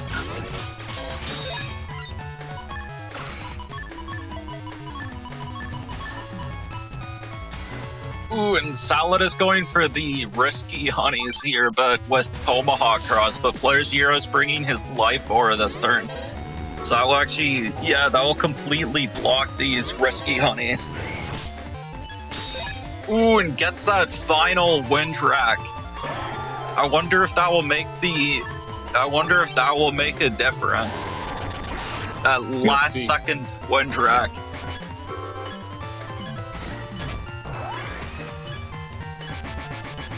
Oh, that's interesting that the ground mana looked like it actually collided with the Falzar Beast there. I thought that the Falzar Beast over didn't have a hitbox.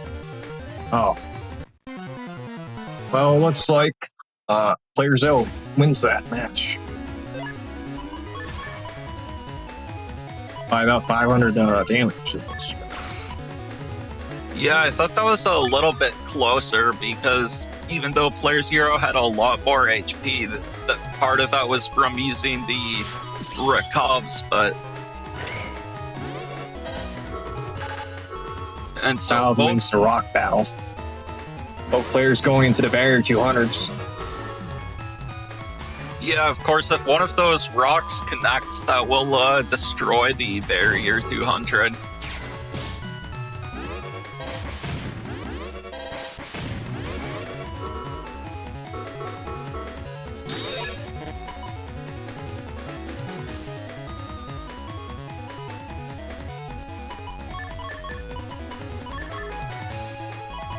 Easy already used his bug fix, so he's just spinning chips at this point.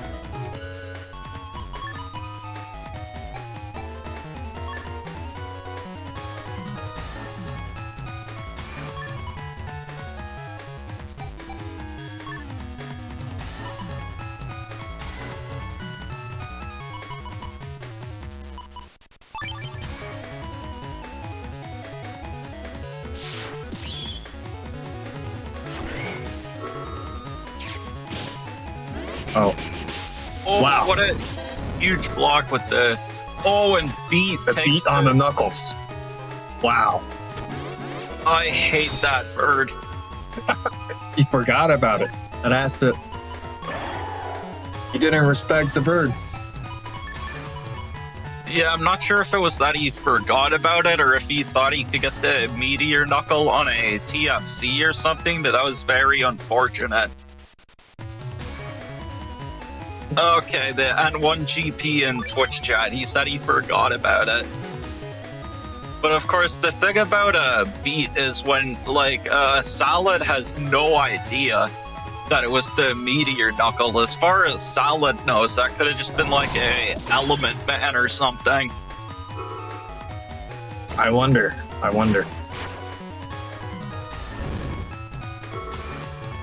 Oh, and the elect pulse gets interrupted by the judgment. That is very unfortunate for Salad. Very lucky and very unfortunate.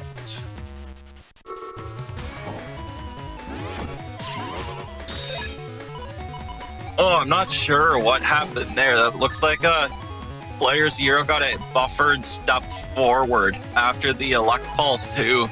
And because of that, the Aqua Sword actually whiffed.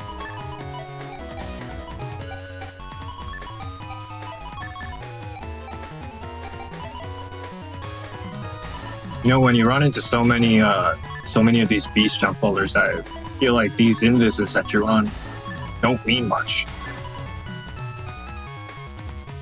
Yeah, the elect pulse too definitely counters invis pretty hard, but actually if they don't have the elect pulse twos, then the invis pretty much walls everything else on those beast turns. And yeah, the Spoutman got quote unquote one frame. Although it still seems to happen pretty often for it to just be a one frame.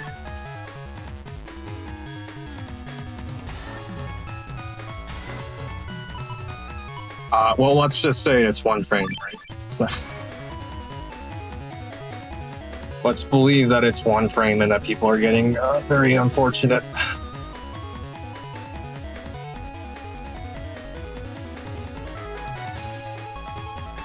This is actually a pretty rough situation for Salad, though. She's already down to her last beast turn, and actually just gonna go ahead and use the full cuss. So Salad is now out of her beast turns so no more of the beast rush combos. Right.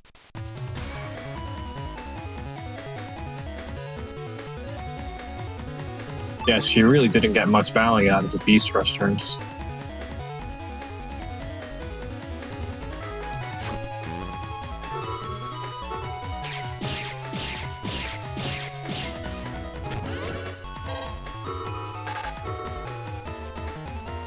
EFC's the anti-damage on Magnum. That's not good.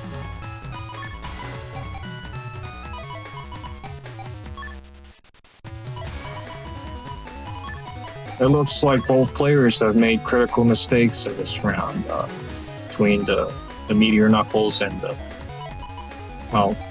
that.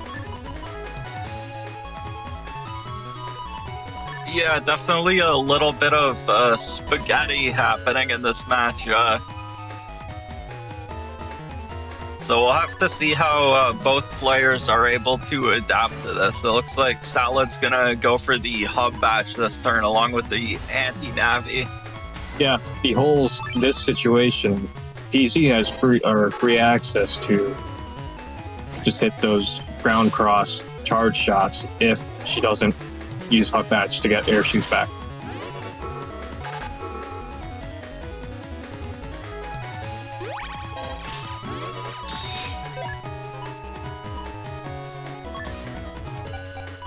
And yeah, once again, playerzero is up by over 1,000 HP, and as we can see, he actually even still has one of his recovs in hand. It looks like he also has his uninstalls as well, so that's very unfortunate that Salad had to use that hug batch in that situation, but instead of keeping it as a backup plan.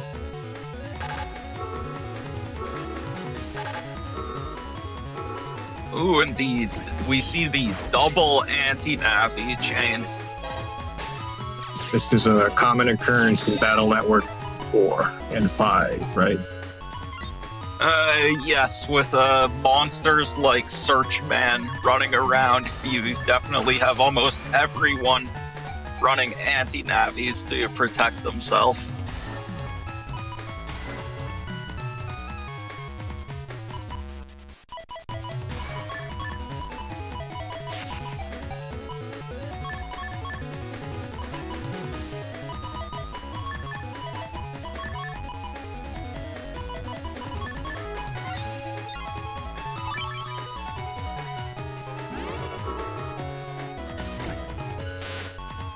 Now it reverses the area, resets it. We'll see what she does.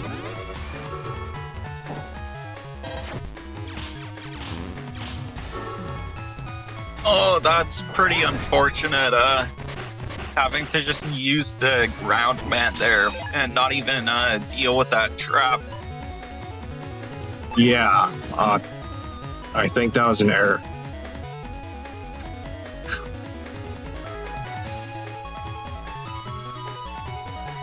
Oh, N1GP in Twitch chat admitting that she thought he had knuckles left because she didn't realize that was eaten by deep. So despite making a blunder, PZ comes out on top because of the psychological aspect of not using the chip yet. Yeah, that knuckle is definitely like very scary, and so seeing it never even come out, like you're always wondering, like, okay, is he gonna use it now?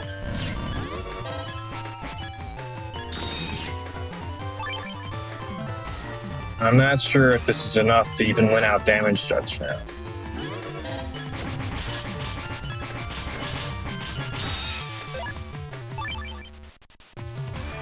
Now PZ has this new variable to just fling across the map for the final 200 damage if he needs it. Yeah, this last risky honey actually could block the Neo variable Sonic Boom, but even then, oh, this one, oh no, it does not get it in time. Oh. Yeah, and that one, that was yeah, and that it was was actually, unfortunate. it was that last risky honey also had the attack plus 30 on it, so that would have been huge. Yeah, that could have. Yeah, that could have swung the game around. The attack plus 30 and chip charge. If she just popped it off when the Neo Berry went off, that would have been about 400 damage. I want to say. Yeah, that might have been enough to actually give Salad a lead on the damage judge. I'm not sure, but No, that would have been about unfortunately, 800. Yeah. Unfortunately, it didn't happen, and playerzero is advancing to the grand finals. yeah, once again, playerzero moves on to the grand finals. So, and Salad drops down to the finals of the win harder bracket. Can anybody stop this man? Find out next week. Yes, I do want to once again complain about playerzer's underhanded tactics, because when we played that match, for some reason my vision was bouncing, so I had some sort of a vertigo migraine. So he actually hacked my brain and and You made slipped me some have poison in your drink. slipped some poison in my brain, hacked into my brain through Jack and 4. I don't know. I don't know what he did, but you can't trust this man. You can't trust this man. He gives his meteor knuckles to beat. I don't Yeah. think that was too intentional, though. Yeah, just like he hacked Nonstopmop's beast over to throw the Q force against Invis. Yeah, he did do that, and I think against Dorman, he hacked his controller, so Dorman's like input just suddenly didn't work for an entire turn or something like that before. This man, once again, he must be stopped. Who would be able to stop him? He's waiting in the grand finals right now. And with that, let's go into the brackets to see what that looks like.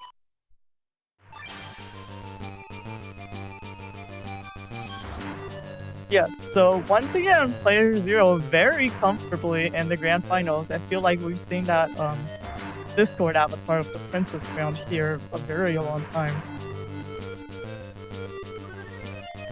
And that does mean starting next week, or for next week's final stream, we will be covering the losers bracket, also known as the win harder bracket, because really these matchups are stacked. Nonstop is waiting for the winner of Josue versus Symes, and HonorNite is waiting for the winner of Thiago versus Neryth. I am waiting all the way at the top for the winner of the loser semifinal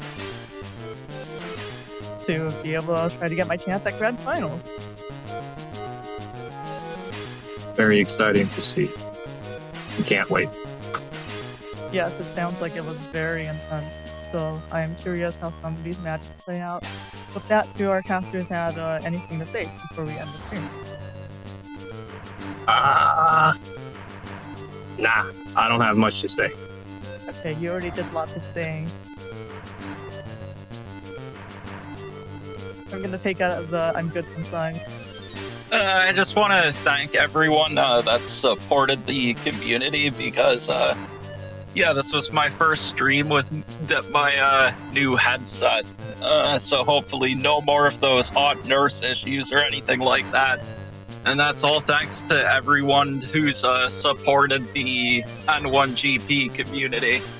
Yes, that is true. Thank you to all the donations. Symes has a new headset, so we also fixed some slight issues you might have noticed on the live streams where some sound is bleeding through his headset. You could hear some Discord notifications and other things. But yes, what that also means is Symes, playerzero, and Neryth all have the same, I believe, what was it called? The HyperX Cloud Alpha S headset? Something like that. Yeah. They all have equipped with the triple program advanced headset. Consequence of trying to stand out, and all the names sound similar now.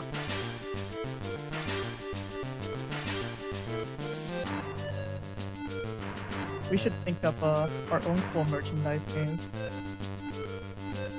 Is Symes okay? SSBM Mars in Twitch chat asked me if Symes is having a stroke. Will someone check on this man? I thought we all know what the hot nurse is. If you know, you know. Wink, wink. And with that, let's go into credits.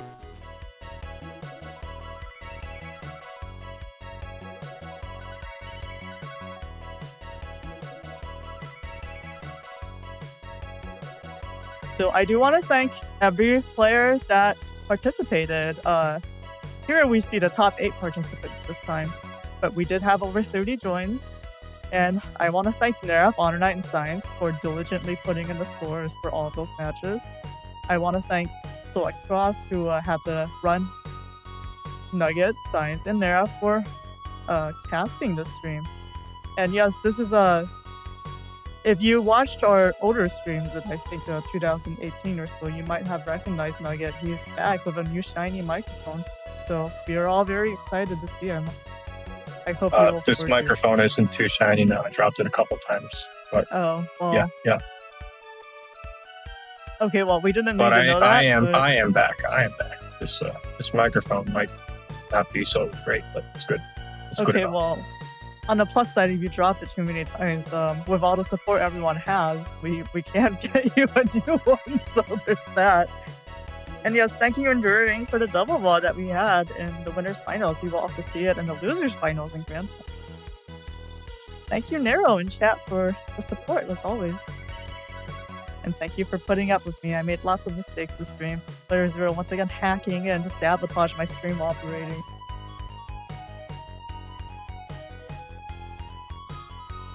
Yes. So with that, do the casters have anything else? Any last words? What are your final words? Speak them. Yeah, I'm just excited to see what's gonna happen next week. Yeah, same here. Excited to see who makes it up to the grand finals out of the losers bracket. It was unfortunate that we didn't see all the matchups play out. I think some of them would have been a bit more interesting to see, but we'll get to see them next week. That's the important thing. Yes, we do cover all of the matches in top 8, so there is that. There is no set that won't be secret and missing from stream. And Greasy Goose in Twitch chat said, "Oh, I missed it, sad face. I will enjoy VODs." Yes, if you want to wait for Friday, we will have an edited version of this stream, just like all our other streams, where things are a bit smoother and there's less operating mistakes. Oopsie. No, the grand final is 1st to 3 right now. Well, okay, so how it works is it's a double elimination bracket. So that means if the winner of the losers finals that goes into grand finals manages to win their set, then there will be what's called a bracket reset, and they will play one more set. So, if the winner's side grand finalist wins two rounds in a row, then it will end right there. So it would be a best of 3 unless the runner-up from the losers bracket manages to knock it out, then they have to do a best of 5, if that makes sense. Yes, the win harder bracket, the winners bracket and the win harder bracket will be playing next. And with that, I think we are done. Goodbye, everybody. See us at the same time next week, which will be 10 a.m. PST Sunday. Bye!